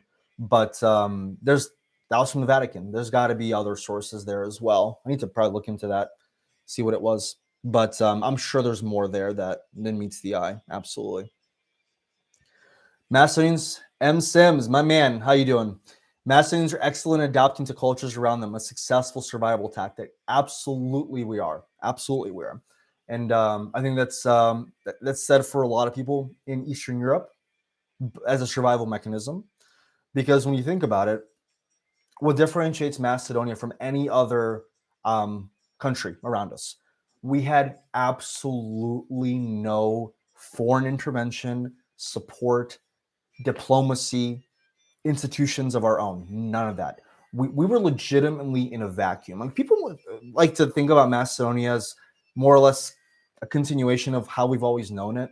Like Macedonia in the 1900s was what we would think of the Middle East today, like Syria. It was wild, wild west. You would not be going there unless you were a diplomat or a journalist. It was unsafe, bandits roaming around, irregular, chetas, wandering towns, the Bashi Buzuk, terrorist attacks. Let's be real, and it was the wild, wild west. And back then, survival was so much more, a life or death, action that you had to think about every single day. That priest comes in, offers us a couple more lira to be Bulgarian, and maybe does a service in our language. Absolutely, will become Bulgarian. That's exactly actually what. Here, I'll read. Go back to Brailsford. It's exactly what he said. It's survival. It's absolutely survival that dictated how Macedonians assimilated and who they actually became. Here we go. This is from Brailsford. I remember vividly my amazement when I encountered this quaint phenomenon during my first visit to Macedonia. I was talking to a wealthy peasant who came in from a neighboring village in Monastir, Bitola. He spoke like a native. Is your village Greek, I asked him, or Bulgarian? Well, he replied, it is Bulgarian now, but 4 years ago, it was Greek. The answer seemed to him entirely natural and commonplace. This is natural for him. How? I asked in some bewilderment. How did that miracle come about? Why, he said, we're all poor men, but we want to have our school and a priest who's going to look after us properly. We used to have a Greek teacher. We paid him £5 a month, £5 a year, and his bread. And while the Greek consul paid him another 5, but we had no priest of our own. We shared a priest with several other villages, but he was very unpunctual and remiss. We went to the Greek bishop to complain, but he refused to do anything for us. The Bulgarians heard of this, and they came and made us an offer. They said they would give us a priest who would live in the village and a teacher to whom we need to pay nothing. Well, sir, ours is a poor village, so of course we became Bulgarians. Brailsford. Of course we became Bulgarians. We had to. There was more offer. There was better opportunity. What's so weird about it? And that's the perspective they had. They had to simulate to survive. They had to simulate. I mean, the French consul, he said, give me enough francs, I'm going to convince the Macedonians they're actually descendants of the French from the 12th century Crusaders, and the money is going to do the rest. That's literally what he said. Macedonians could have been molded into any identity had there been enough resources and time to do it. It was a vacuum. It was an absolute vacuum. You talk about the wild, wild west. It was considerably more wild than anything you probably think about when you think about Macedonia. So, yeah, hopefully that gave you guys a little more perspective. Really good book there.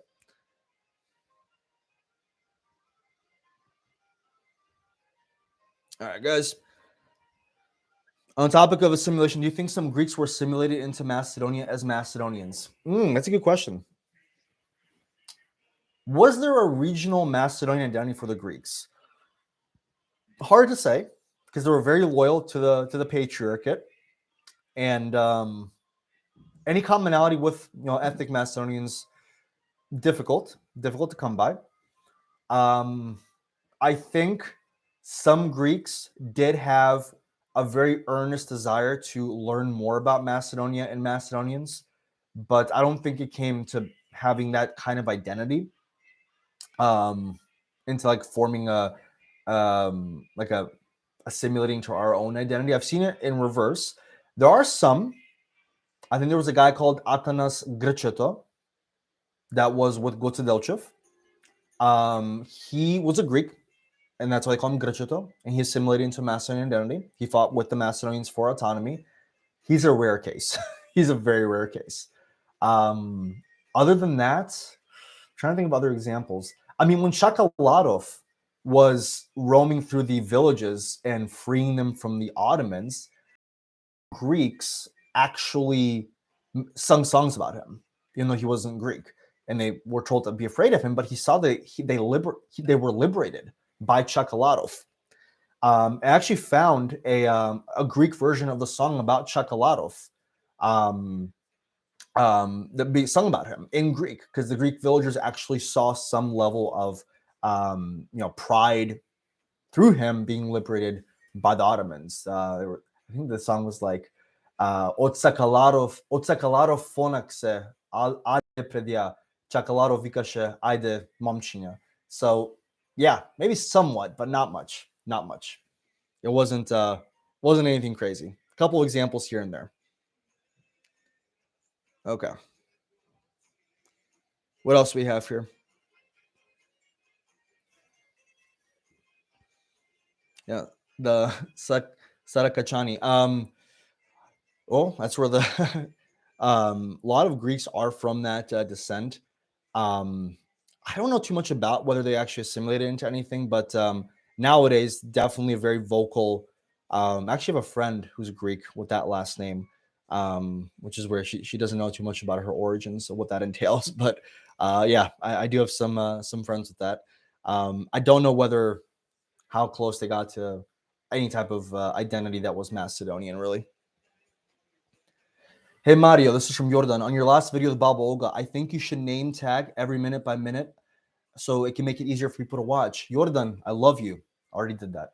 It's under the comments pin section. If you go to my comments, it's the pinned comment, and it has all the timestamps there of all the questions I ask her. Okay, what else we got? Show me Marco Krale. I mean, I haven't researched as much about him. I mean, definitely part of the Macedonian folklore, the Macedonian tradition.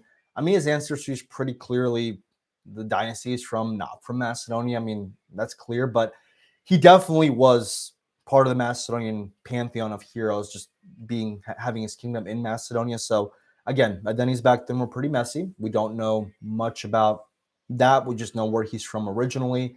But yeah, Kari Marko, when you think about history, I think it was a Russian Grigorovich that was going through Macedonia in the mid to late 1800s.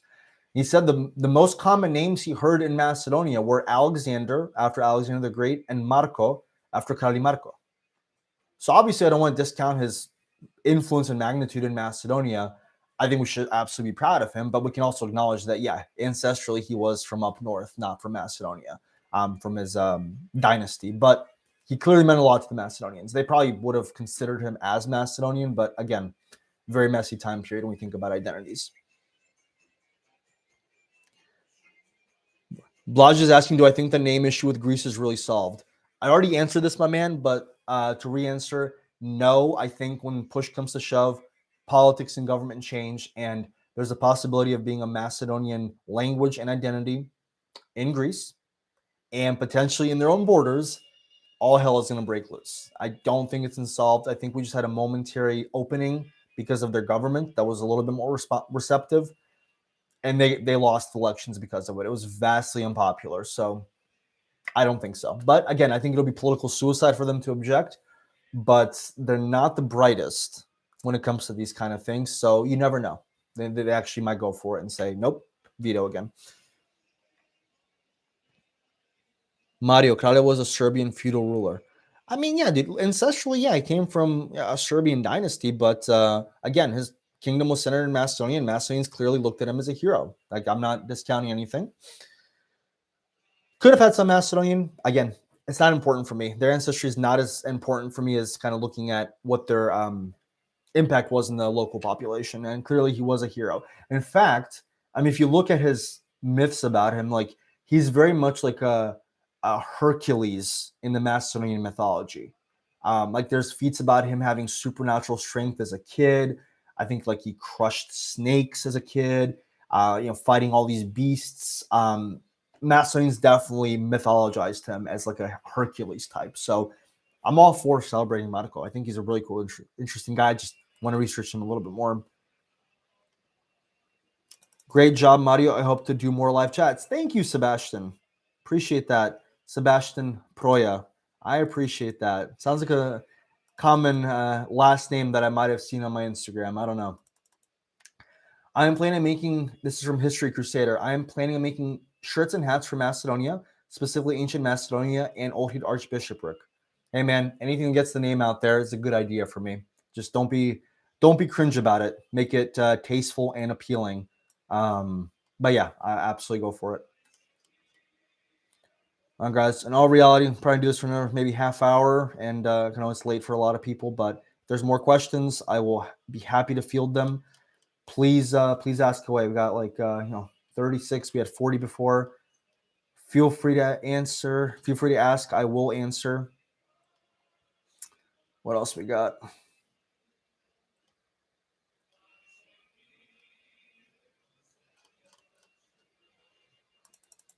Large number of the million-plus Pontian refugees resettled in Greece were of non-Greek ancestry. How does Greece get away with calling them Greek and teaching that they are new Macedonians? Really good question. That's from Mel. Just very, very extensive re-education, propaganda.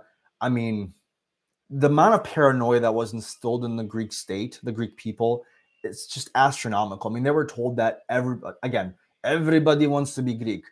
There was just so much paranoia embedded in that early stages of the Greek state because, again, they have their own language. They think everybody's out to get them. Albanians, Bulgarians, whatever. The Slavs are out to get them. So there was a lot of very tactful propaganda. Again, a lot of paranoia that emitted from it. A lot of re-education they invested in heavily. But hey, coming to Greece and getting a house that was vacated by other people forcibly might be a sweet deal for you to call yourself Greek. But just remember, yeah, they didn't really speak Greek. A lot of them didn't. They didn't really call themselves Greek. They called themselves Romans. So it took a lot to do it. But again, when you have like a blank slate, more or less, and you can forcibly make everything Greek and the whole state supports you, it gets a little bit easier. But what's interesting about this is like, again, I'm a little bit of a Hellenophile, the fact that I do respect elements of Greek culture and Greek language. That's just so tragic to me. The Pontians, the Prosphigi, they are not even like as related to the Greeks of Macedonia as we are. Like the actual native-born Greeks of Macedonia are very close genetically to us. They have very close ancestry to us, which tells us we have a common origin, very similar. If you compare the Greeks of Macedonia, the native ones, versus the refugees, the Pontians, very separate, very distinct. And they mean to tell us that these people that don't match the native population, either Greeks or Macedonians, are somehow just these new Greeks that are descendants of the ancient Hellenes and ancient Macedonians. Come on, give me a break. But to be an optimist, I could see some kind of hopeful, friendship with like some of the native-born Greeks that kind of recognize the absurdity of it. But I don't see it in the next 10 to 15 years, but you never know. I have a lot of Greek friends that are starting to question their Hellenic identity and kind of going back to their original identity as Turks, Albanians, Vlachs, whatever. Really amazing work being done there, kind of a native Greek identity that's not Hellenism. So if that's a seed of something that could happen in the future, I'd be all for it, because culturally and genetically, we're so similar. The Greeks of Macedonia and the Macedonians of Macedonia, the Prosphigi, the refugees, they're the oddball out. They're the foreigners. We actually have more in common than people think. But it's so far out in the future. I like to be optimistic, but who knows? I think the native Greeks, this is Ellen, I think the native Greeks of Macedonia just took onto the Romaic identity during the Eastern Roman period and perhaps have actual Macedonian ancestry. Possibly. Possibly. Historically, the only Greeks in Macedonia were in the south, on the peninsula. They could have very well just been the Romans of the era, like the Vlachs. In their language, they call themselves Arman, which means Roman. Both Roman identities. One is Greek-speaking, the other Roman-speaking. They could very well be remnants of the old Macedonians just assimilated into something else. Very well could. That's the tragedy of Macedonia. We could all be blood brothers and sisters, but different identities, different languages took root. Now we're separated. Again, I will give respect to anybody in Macedonia if they bear the name Macedonia to some degree. I will. If they actually bear the name Macedonian, I will give them some degree of respect. But again, if you're not really native to Macedonia, you have a hostile view of Macedonia, and you're talking down to your other Macedonians, then no, we're probably not going to get along. But again, I have friends that are Greek. I have friends that are Bulgarian. I can get along with pretty much anybody if we have a common ground, and I will give them respect if they carry the name Macedonian. To some degree, I will give them respect. So it's tragic. Okay, what else do we have? Good question, Elena. The Pontians were Persian, Iranian, tribe Hellenized. Who knows what they were? Again, they're not part of the original hood. They're not part of the original neighborhood that constituted Macedonia. Again, they're the oddball out. I'm sorry, Prosvigi, but you're kind of the oddball out. You didn't even, I would venture a guess, more Macedonians probably would have known Greek just from the influence of the church than the Pontians that came from from Turkey. Like a lot of the kids had no knowledge of Greek, which is just comical. How would you solve the issues? This is Blaja. How would you solve the issues with Greece and Bulgaria if you were a politician? The MK politicians are in a hard spot and need people like you. What do you suggest? Well, obviously, enthrone myself as dictator for life. That's number one. But no, for real. Honestly, and this is an unpopular opinion, but think it through. I do believe we can make more of a friendship with Greece that's a common interest to us. And I'm not saying that as a Vlach. I'm saying this as a Macedonian. Why do I believe this? Because a Macedonia that has a Bulgarian identity or Bulgarian influence is disastrous for Greece as well. They don't want that. They don't want a San Stefano Bulgaria just as much as we don't. And when Bulgarians try to come into Asia and Macedonia, they're met with a lot of hostility and resistance there, like the propagandists. So again, I think with Greece, we can kind of work to make some level of cooperation and friendship there. My ideal outcome is just saying, hey, we can have a shared history around ancient times. Let's say culturally, you have a link to antiquity and to some degree linguistically, but ethnically, genetically, we have that stake as well. And we can just agree to disagree. Let's move on. That'd be an ideal outcome for me because, again, they're powerful partner, powerful state. Yeah, they've been pieces of shit historically, but when it comes to the issues that we're having right now, specifically with Bulgaria and Albania, let's be real, we do need a strong partner on our side that's hopefully gonna bat for us. This is just me being long-term optimistic. I don't see it happening with the current conditions, but again, there's a lot more that we have in common that we can get along with, and I think it's in their interests to recognize a non-Bulgarian separate Macedonian people. It's not in their interest to call us Bulgarian, to call us Bulgars, because again, a very long Bulgarian border for them is disastrous. They do not want that. They actually want to differentiate us. It is in their interest to do so. They just need to understand that. If we can get past ancient history, make amends, I'd be all for that. But again, who knows? So that's kind of my view there. And then with Bulgaria, I mean, I didn't really answer the question about Bulgaria, but there needs to be a red line. There needs to be hard lines of areas we don't negotiate. I like the formulation that Serbia and I think Croatia have. So like Serbia and Croatia, Serbia officially recognizes Croatians as a people with a separate language and separate identity. But in their textbooks, they're like, oh, they're part of, Stata Serbia. They're all Serbians. They're Catholic. Cool. So if there can become some kind of agreement where politically, like we recognize each other and make some common agreement, but in our history textbooks, just do whatever the hell you want, I'd be okay with that. We come to some agreement politically, but in the textbooks, just again, we're teaching what we want to teach. Sure, I'd be okay with that. But it's hard to negotiate with zealots such as they are. I'm hopeful for more moderate voices in Bulgaria that kind of see the absurdity of this. So that's my ideal outcome. Just have a political agreement in place, but let them have autonomy with how they teach their kids, and that's exactly what they don't want to happen, but there's been agreements that have been reached that have been very similar to that. So you never know. Mario, Blaja, get back to me on that one.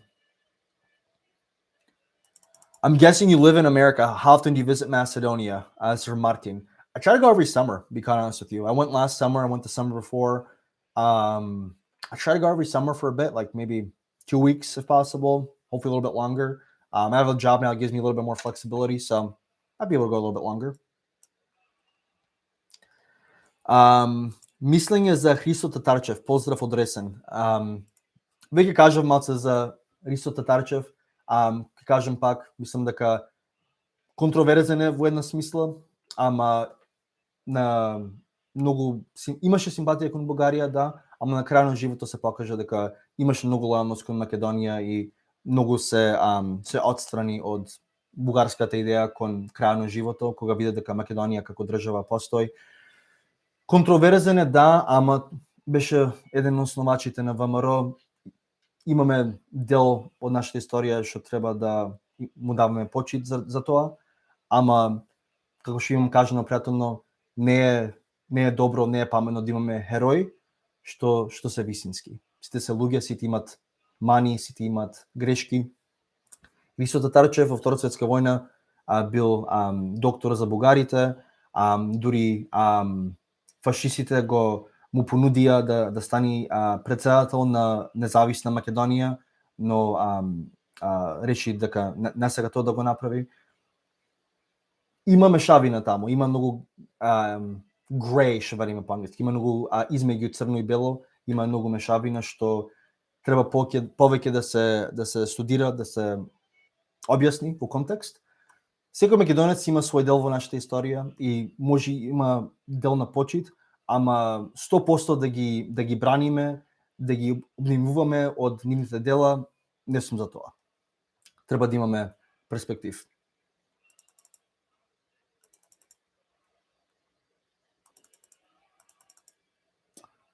Try telling Greeks they have Slavic DNA.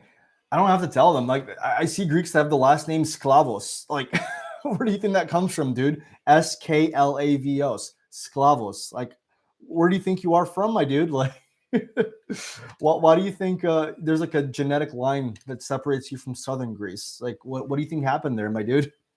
Yeah. And again, it's just the Slavic name is like anathema to them. They hear it, they get scared of Russia or something. What else do we have here?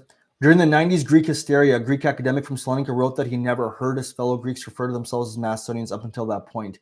May have been Tassos Kostopoulos. I mean, it's not much to debate there, Mel. I mean, my parents used to go to Greece all the time. My dad had business there. He would travel to and from. He never saw any signs that said, welcome to Macedonia, welcome to Greece. He never saw the Kutlish sun in Greece flown about. Like, there was just so little mention of Macedonia in the early 80s. Then the late 80s, everything just changed. But it was a swap. But there was just nothing that was prevalent, that was in your eyes, that was, extravagant about being in Macedonia while you were in Greece. It just was kind of a hush-hush thing. They kind of knew that ancient Macedonia was there, sure. But it was not a point of pride differentiating it as Macedonia. It was completely different. Also, why do you call it Kutlish Sun? What is Kutlish Sun exactly? It's the Kutlish Sun because it was discovered in the village of Kutlish in Macedonia, which Greeks call Vergina. But I call it Kutlish because that's what it is. Proper term, just call it the Macedonian sun. Just the Kutlish Sun. Kutlish is the village where that symbol is found. Kutlish, Pella. I think actually Kutlish was separate, if I'm not mistaken. I think Kutlish was Aigai historically, or close to it, I should say. I think it was Aigai historically. Yeah. Okay. Now, guys, like I said, we'll do a little bit more here, but I'm going to get these questions in that are valid, that are worthy of discussion. Guys, all of them are. So I have to get to all of them. Simple as that. I have to get to all of them. Dark Force said, coming from both a Macedonian and Anatolian background, the schooling played a huge role in it. Mario's insight is completely correct. Schooling is everything. Schooling is so crucial. You look at the textbooks in Macedonia right now, they are just garbage. I mean, absolute garbage. I had one. I went to Macedonia in the 5th grade. My history textbook was like the size of a magazine. It was, you probably guys have seen it from Macedonia. It was like that yellow one from the 5th grade. It had like the pyramids on the cover. It was the size of a magazine. It was so embarrassing. But again, there's not that, I go back to it, not that level of pagan ethos. What I mean by pagan, tribal level of loyalty, of patriotism coming from your people that's instilled at an early age, which there is in Greece. Absolutely, there is in Greece. There is in Albania as well. Bulgaria, they kind of have it. I've seen pictures in Bulgaria. They have steps in the school, and every step has the name of a Bulgarian Khan and Sad inscribed in it in the years they reigned. So every day the kids are seeing that. I kind of like that. That's kind of cool. These are the kind of things that need to happen, honestly. And what's weird is like I get debates from Bulgarians that are like 15 years old, little racist that they are, but I get debates from them when I had like the Discord, and they're young, but they know about like the whole Kubir myth in Macedonia, that Khan Kubir came to Macedonia and made a Bulgarian state. They know that from middle school. That's just like so ingrained in them. It's just not even a point of contention. We don't have that. Like we absolutely don't have that. Go to Macedonia right now. Ask them about the Kresensko Vostanie. How many people are going to know what the hell that was? There are no Ilinden, sure. The Kresensko Vostanie, which was arguably the most authentic pro-Macedonian movement up there with Ilinden, hardly anybody knows about it. And like it's just so obscure because, again, it did not have a Bulgarian character to it. It didn't become controversial, so it's not as debated as it is, as Ilinden may be. So it's kind of a black belt to kind of think about it, but yeah. Hopefully that made sense. We got to start with education reform. Education reform is huge. Can you recommend any books about Macedonian history? It's from Kilov Kiro. Like you said, there's barely. Yeah, sure. I can. Let's see if I have some here. There's one I had. I didn't bring it down. One I would recommend. It's pretty good starting place is by Andrew Rossos, called Macedonia and the Macedonians: A History. That's a good place to start. Again, he's going to make you uncomfortable in some areas, but that's good. I think overall it's a pretty good approach. Some areas maybe is a little bit out of date on, especially around the ancient period and kind of the Slavs, but I think overall he's pretty good. And another one that I really like is this one, Macedonia, Its People and History by Stoyan Pribicevic. Okay, so Bulgarians listen to this, like, oh my God, Serb, he's a Serb. No. Actually, he's at this age full-on American. He was a journalist and an author, historian. But this book is probably one of the most densely researched books about Macedonian history that has been written. I mean, this dude went to interview Ilindenci. He's the one that found the story of the wooden cannon that was fired during Ilinden. He actually interviewed the guy that remembered it. He went to Macedonia to actually research the hell out of the people and their stories, their culture, history. There's like folk stories here. There's he actually did research on like folk dances and tribal stuff that comes from ancient Macedonia. He was able to research that far in depth into it. And he's pretty realistic. Like this dude's pretty realistic with his approach. And he spent a lot of time researching this. I think he died before it even got published. But really, really good book. This is somebody that took the time to research their craft, went there, experienced it, lived it. Cannot say enough good things about him. Yep, Stoyan Pribicevic. Yep, you got it. Okay, what else we got? Donald Trump or Joe Biden? Oh my God, Macedonian bro. Donald Trump or Joe Biden? Okay, so yeah, I voted for Trump originally. I'm not a fan of Joe Biden. I like Trump's kind of populist approach and kind of just more of the nationalism that America needs, kind of actually protecting American interests and Americans kind of first. And I say that for everybody, all Americans, citizens. I don't care skin color, who you are. The interests of Americans should come first, and that has not been the case in the last 40 plus years. That being said, I think at this stage, I mean, it's gonna be a hard fight. I don't know if he's salvageable or not at this stage. I don't know. He can't keep his mouth shut. He's got a thin skin. He's a fun guy to talk about in his tactics, but he just needs to get a little bit better about his approach, especially in debates, and not letting criticism get to him.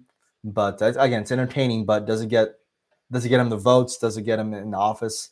I don't know. I'm pretty disillusioned about American politics right now, so I'm not going to comment too much. I think it's potentially, not sustainable given how things are, but who knows? So I've tried to kind of exit politics and just focus on my own life. My community, church, work, these videos, the things that are happening high up.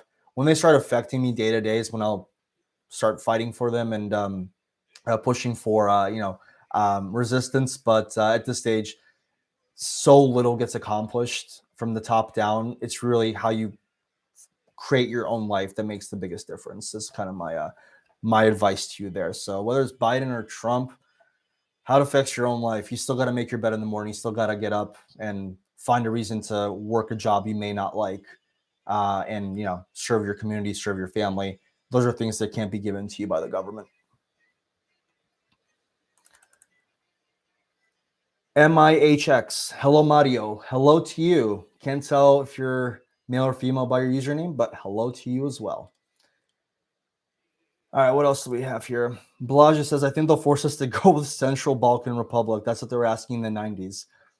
Honestly, like, not to be too ironic, but the proposed name could have been Republic of Disneyland. And the Western powers have been like, yep, that's the name. You got to be brave now. You got to accept it. This is a historic opportunity. You got to seize the historic opportunity. Nobody cares what our name is except Greece or Bulgaria. It could be any name. If we agree upon it, the West is going to support it. So I hate to say it, but it's true. It could be the Republic of Disneyland. It could be the Republic of the Central Balkan Republic. If we agree to it and Greece and Bulgaria agree to it, we're going to get that same template from the State Department or from the governments. You got to be brave. This is a historic opportunity. Here's your country. Refer to it as an emoji. Seize the opportunity. Don't look back. Look forward. The exact same note we've gotten for 30 years. Just saying. Caleb Keto says, thank you for the book recommendations. Can you do perhaps a video on the best books about Macedonia? On my Instagram channel, go there now. There is I have a featured story that has books I've recommended. Go check it out. Do you work for UDBA? God of War asked me. No, I no longer work for UDBA. I put in my time. I got out early. I'm still getting that UDBA pension, obviously from the Serbs and the communists to sow discord with Bulgarians on the internet. But no, I no longer work for UDBA. Again, I retired early.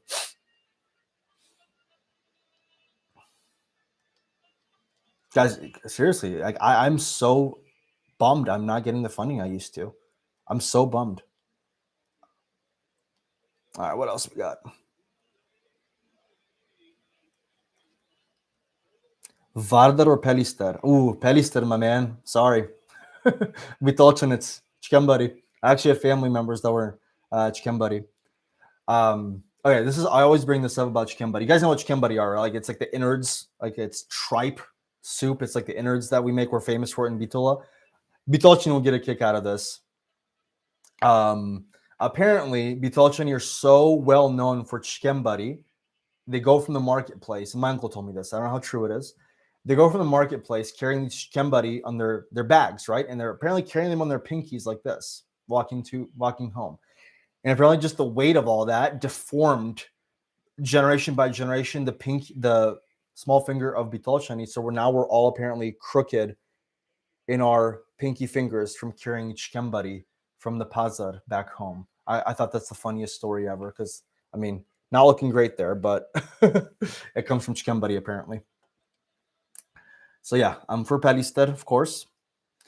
Alexander Stojkovski said, Pozdrav Mario, što imaš da kažeš za Karpoš Kuzmanski od Kralj?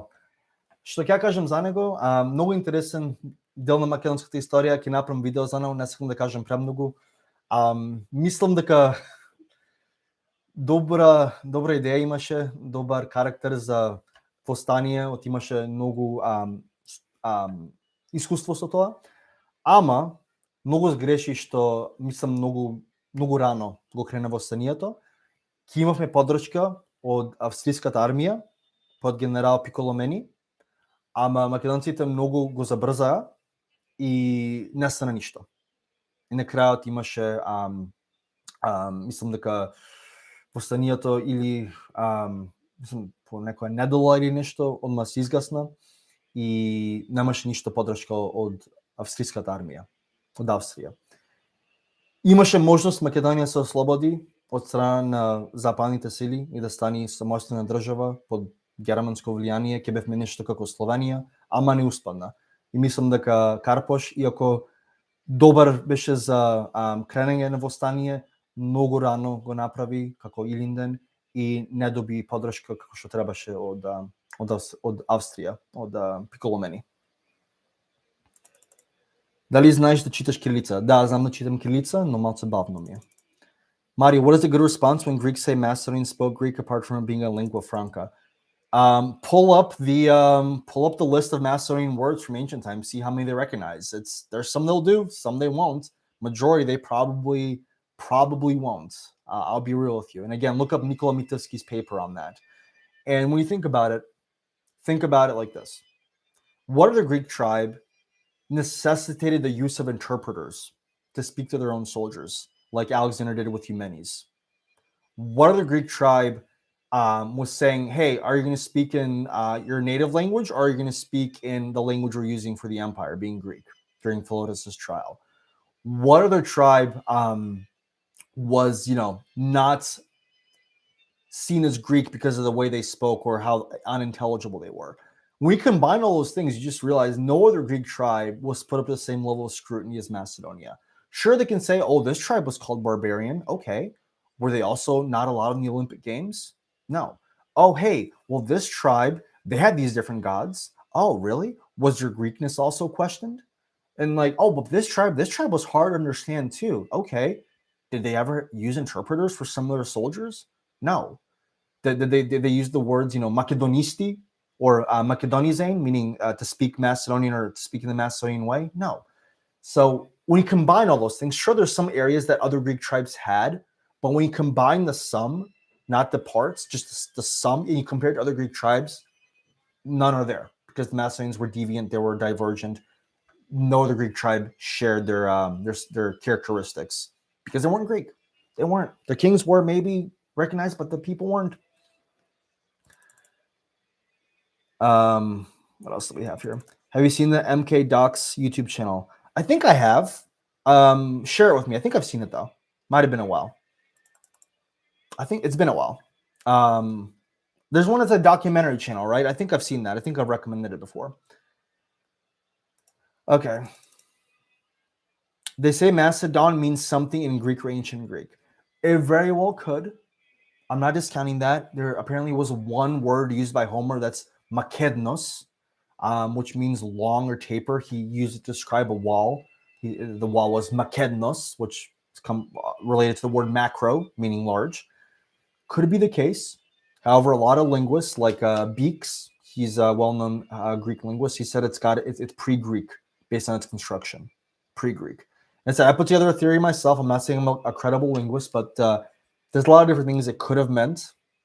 But the whole Highlander tall people thing, I think it's more folk etymology than not, because it's not a word that's very prevalent in ancient Greek. It's used one time. You go to the Greek lexicon by Perseus Tufts and you type in Makednos, it comes up one time. Like, that's it. So, like, not a whole lot of evidence that it was a well-known word. And thinking about Homer, he used a lot of words from other dialects.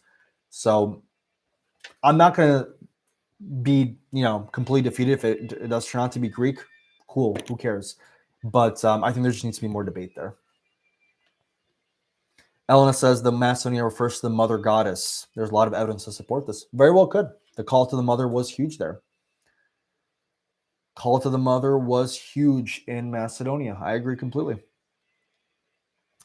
All right. I'll do maybe, I won't keep you guys up too long. We'll maybe another 15, 20 minutes and we'll wrap up here. I don't want to cut on such a high note, but we've been at it about 2 hours. Let's just, we'll finish off a half hour and we can say good night for now, and we'll do this another time.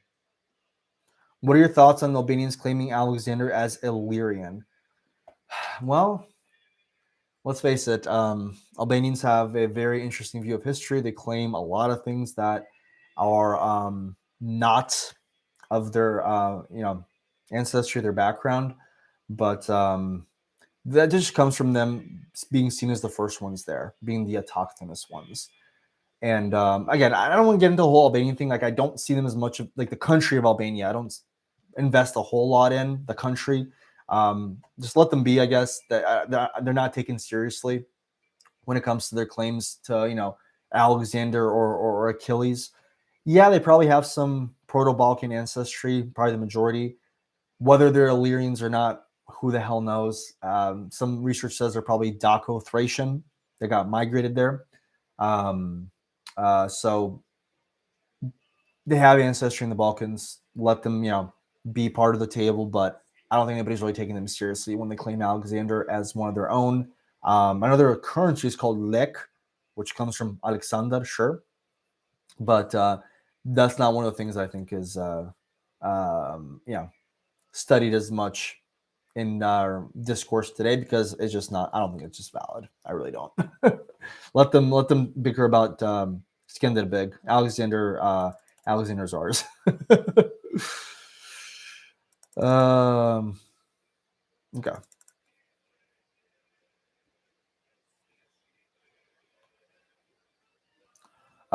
Creative Vision им кои македонски производи ги имаш видено во полиците на американските продавници?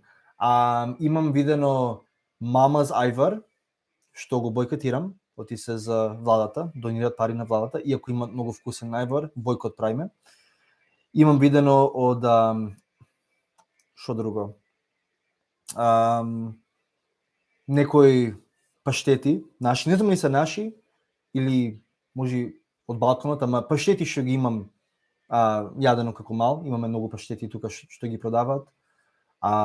Кафе македонски имам најдено, чај македонски. Што друго? Мислам, повеќето нешта што ги купувам се од Балканот. Имаме продавница тука, меѓународна. Има македонска, ама нема кој знам колку многу. Има македонска алва, ама тоа од Грција, фактички има, пиши на името Macedonian Alva. Значи, од Македонија е, ама од Егејска Македонија, и тоа го има тука.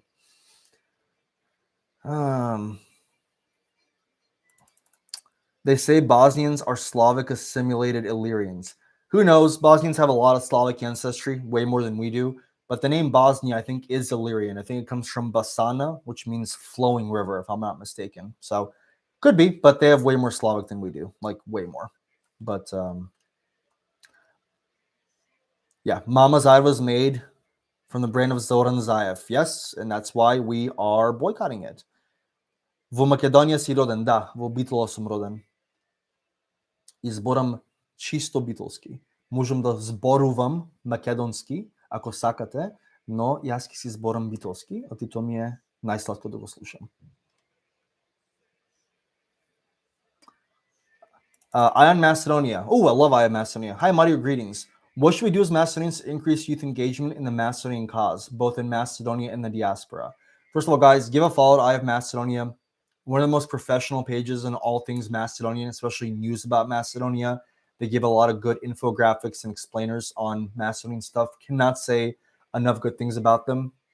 What do we do for youth engagement, especially both in Macedonia and the diaspora? Again, I kind of talked about this before, but again, we need to start being more involved in our communities, especially the church.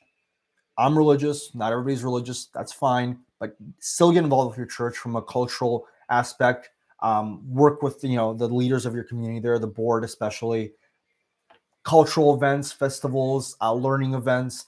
Those are huge in the diaspora that we absolutely have to start investing more in.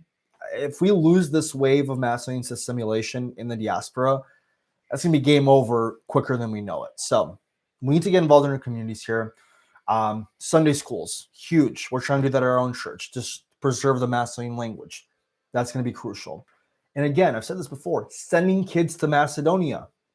That's huge. We need to bridge, the gaps that exist between the diaspora and the native Macedonians, and not just going there to get, go to the clubs, go up till like 5 a.m. getting, pardon my French, getting shit-faced. We don't want that. We want to have constructive visits to Macedonia. Yeah, we can still have fun, but like, go to your grandparents' village. Go, work on the land. Like I keep saying that, go work on the land, clean up, go help out, restore a church, clean up around that. You're going to get so connected to the people there and what they're doing. That's where you forge the connection in Macedonia. You see it through the people, through the everyday life, and just kind of blood and sweat in the land. Yeah, I'm a little poetic there, but we got to do that. I'm saying we got to apply the Israeli model. Jews send their kids to work on socialist camps in their high school years when they should be out, having fun, going to movies and, crazy crap like that. They send them to work on camps because that's how much they want them to revere their ancestry, where they're from, to create that connection. We absolutely need to do that as well. Birthright Macedonia is a good start for the diaspora. Go there, but also, again, go out of the mold.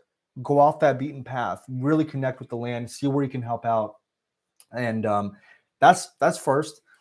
Education is second. Huge education reform needs to happen, but until then, we got to educate at home first. Again, we got to start at the fireplace, as they say. We got to start educating at home. Books, resources. We got to instill that love of Macedonia in that next generation.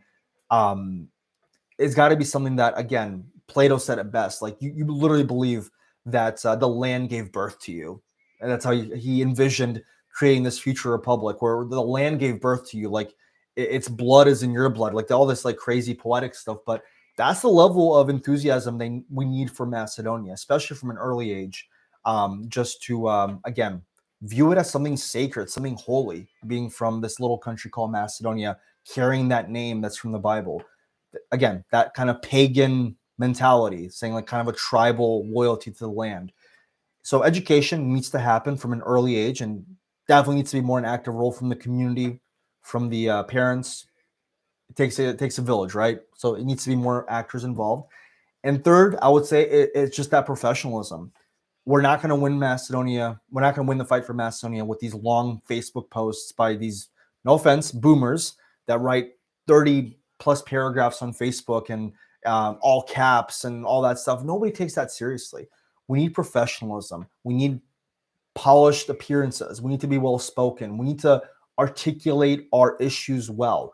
If we're going to start talking about Macedonians being the first white people in Europe, game over. Game over. So again, we need to really work with the channels that are available in our countries. I said it before, pressing universities, newspapers, journalists, media stations, your local congressman. Those are avenues we have to be getting in front of to talk about what's happening in Macedonia. You don't want to think about Macedonia? We're going to make you think about Macedonia. Huge. And we got to have partners there as well. People that will, pick up the cause with us just to get us more exposure. And we already have some friends, but we need to continuously be making those alliances just to show again that Macedonia's struggle should be more universal. Palestinians are a great example of that. You see so many, white liberals in college here wearing keffiyehs because they're for the Palestinian cause. Let's get, our American, Canadian, Australian friends waving the Macedonian flag saying, hell yeah, Macedonia for the Macedonians. This is the ideal. This is what we should aspire to. I think Australia kind of does that with the Aborigines, which is great. I love that. But we need more of those people that are similar to us, similar background. Armenians, great.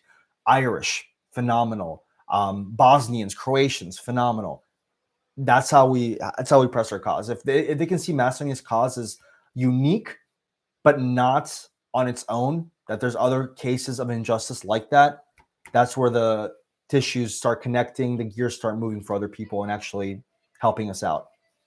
So to sum up, exposure to Macedonian culture, education reform, and third, creating alliances, being professional and diplomatic in our approach, not being loud and boisterous, really having that, professional, patient, persistent attitude. Average Macedonian found his betting place and staying at home all day. Yep, absolutely, absolutely, my man. This is the case. Yep, get them to go to church more. Get them started there. And weightlifting, yes. Also, go lift weights. Yes, I am Orthodox. I am, but yeah, constructive hobbies. We need to have constructive hobbies. Opinions on fascism. Jesus Christ. All right. Opinions on fascism. Listen, every ideology, you can look at the good and the bad. No, I'm not a fascist, obviously. But when it comes to, again, the unity of the people, shared heritage, shared history, fighting for that, yeah, something can be said that it was, especially looking at from a Roman perspective, which is kind of the ideals there. But other than that, I don't think fascism is a salvageable ideology to to talk about. I'm not a fascist. I'm sorry, but again, I'm all for unity, service to the state, service to the people, which of course fascism is about. But also for some degree of individual liberty, expression, arts, and just having a little bit more of kind of a social contract, if you will, for the governance of the people. That's not too brutal. All right, what else we got here? Again, guys, I'm doing 10 minutes or so. And what else we got here? Was Gruevski good or bad for Macedonia? Geez, man, all these hard questions. I'm not a fan of Gruevski, but I think it was at best a stable autocracy. Like, it was autocratic, it was definitely authoritarian, but it was stable. Like, we weren't getting destroyed from all sides. It was some semblance of stability, which you can't discount that. You know, stability is great in politics.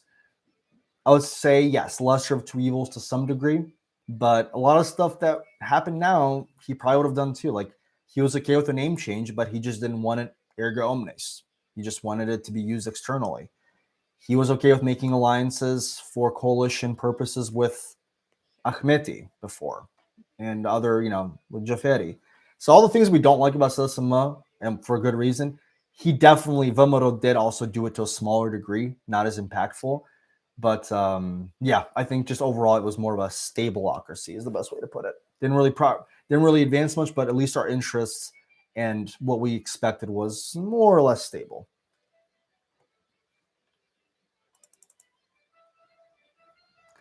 Mel says, here in Australia, the major political parties have numerous Greek members and ministers. So that's an avenue that's not easy to use to promote our cause for support. It's true. I know. That they've been at it much longer.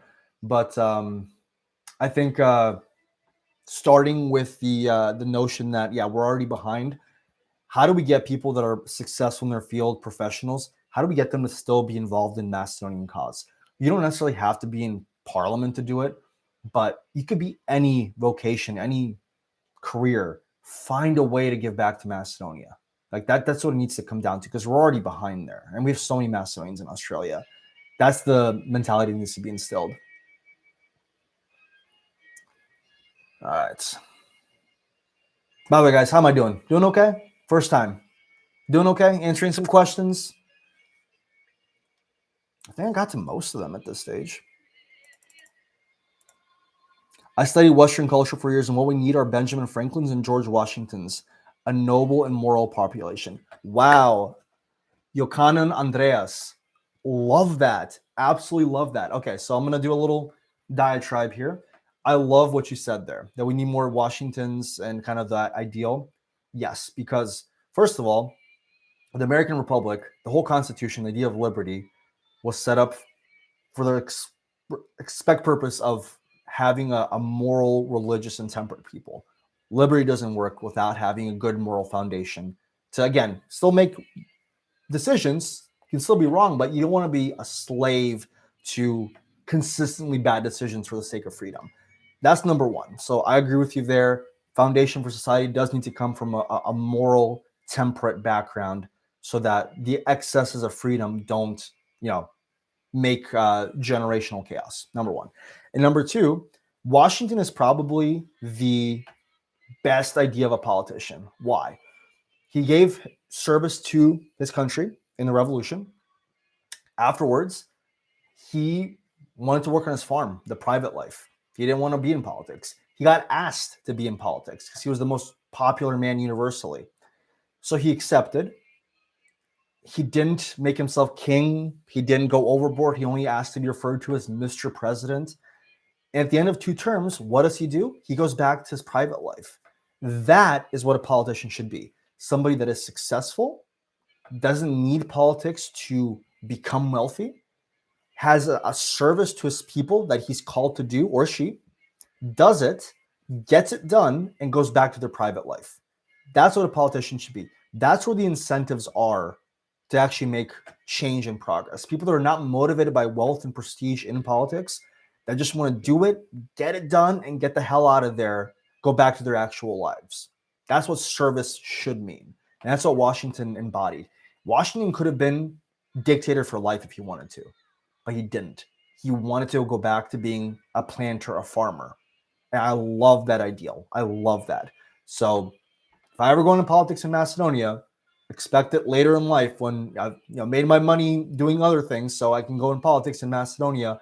I'll live off of 500 euros a month, or if I whatever, if I need to. So I love that you brought that up. We can learn a lot from the American Revolution. Take power with responsibility and lay it down when time comes. What a beast of a man. Absolutely.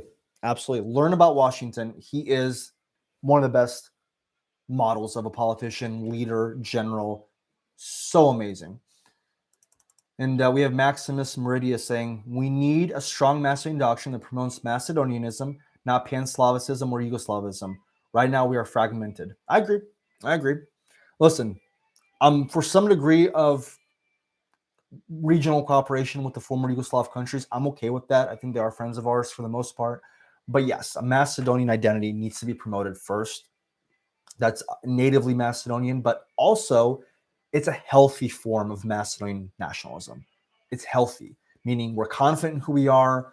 We don't have an identity crisis. We don't have this inferiority complex where we need to, punch above our weight to make ourselves heard. Zeta Macedonia. Those are the kind of things that we need to really have a good, solid foundation for what Macedonian doctrine should be.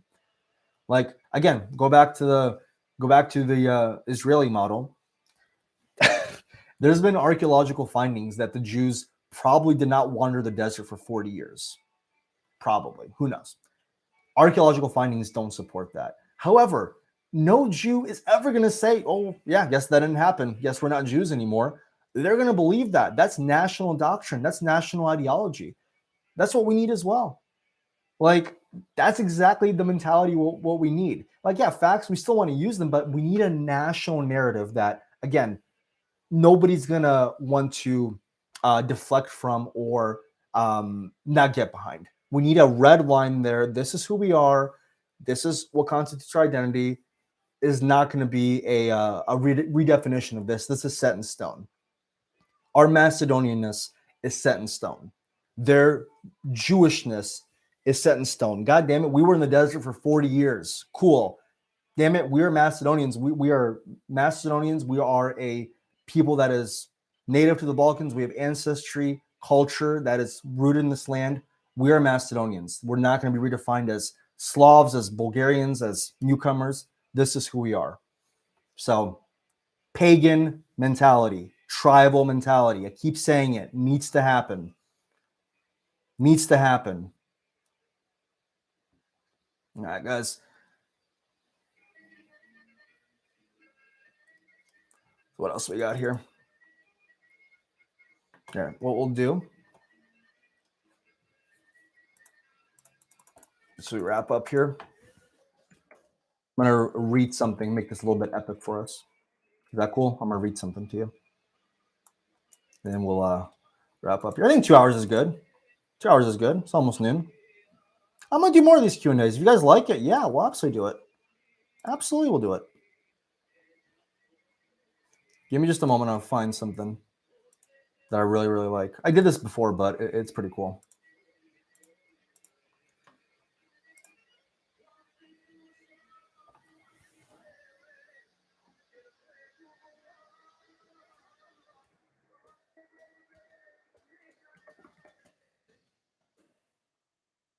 All right, let me see if there's any more questions here.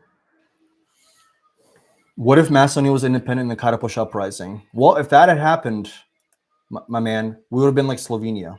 We would have been Slavic culture, but Germanic work ethic, and we would have been unstoppable. We would have been unstoppable if that had happened. Oh my God. If that had happened, we would have been unstoppable. All right. So,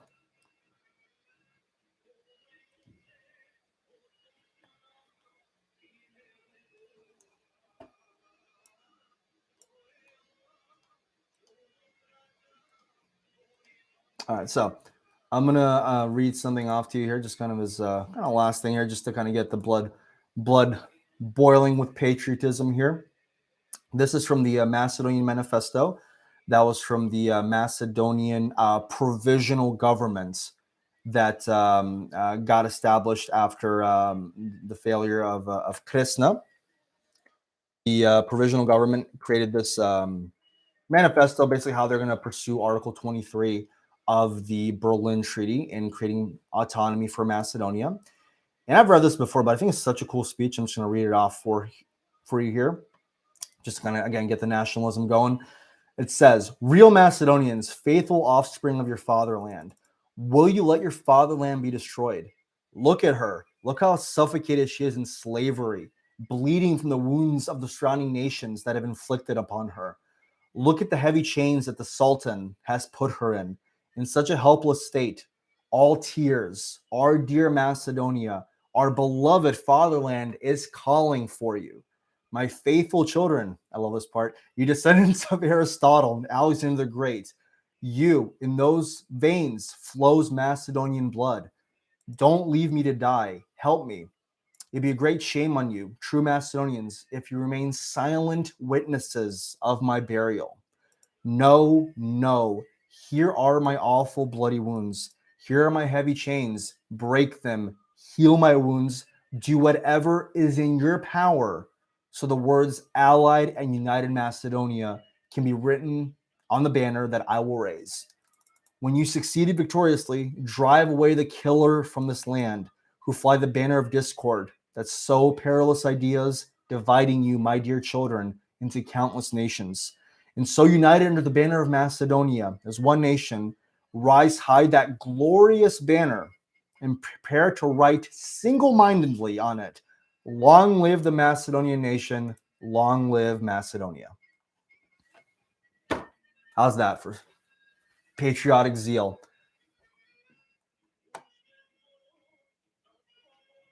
Appreciate it. Lucky Boy said, I want to say thanks, Mario. This channel and the videos you posted give me hope and pride for my country. Love that for you, man. And we have TJ saying, hey, greetings from Croatia. My best friend is from Macedonia, and I love that country. How Dado Topic say, tamo gdje vječno sunce sja, tamo je Makedonija. Narod I zemlja koju volim ja. Hey, my man, I've been to Croatia. I love Croatia. They are such good friends of Macedonians, and I definitely want to go back. So pozdrav, brate. I'll say we'll play Moja Domovina in the future very soon. Perfect. Okay, so guys, wrapping up here. Like I said, we're gonna do I got 2 more minutes, and we'll wrap up here. I like this, so I hope you guys did as well. We can definitely do this in the future. I have some cool stuff I can show you here as well. Croatia is a friend of Macedonia. Absolutely. I will do more Q&As. What is my favorite color, brother? My favorite color, of course, the red of Macedonia. Come on, man. The beautiful redness of our sacrifices, our flag, the blood we have shed for Macedonia. I love that kind of that darker tinge of red, kind of like a crimson red almost, kind of like the Spartans capes in the movie 300. I love that color. It's the love we have for Macedonia, that fire for Macedonia, but that sacrifice for Macedonia as well. So yeah, kind of like me some red. We'll go live more often. If this is what it takes to create more content, I will go live more often, and we'll do some topics. How does that sound? We can do some more topics. We do hangouts. We can do a lot more. Okay. Well, boys and girls, I appreciate you coming out, especially this late for some of you guys. This is amazing. And I just want to make it abundantly clear. People are saying, oh, you should connect with your fans, connect with them. No, you guys are not fans. We're friends. We are a community. We're blood brothers and sisters, and we have friends of ours that are from other places as well. We're friends. We're one bonded community here. So please don't think of yourselves as fans of mine. Think of yourselves as, fighters, compatriots of the fight for Macedonia. We'll do more of these. I now that I know how to do it, we'll do more Q&As. We'll do more live sessions if you want as well. In the meantime, бидете поздравени за многу години да ни е празникот денес, Ѓурѓовден, на помошта ни е. И како секогаш, пријатели, бидете здрави и борете се за Македонија во секој начин што можете. Се гледаме пријатно.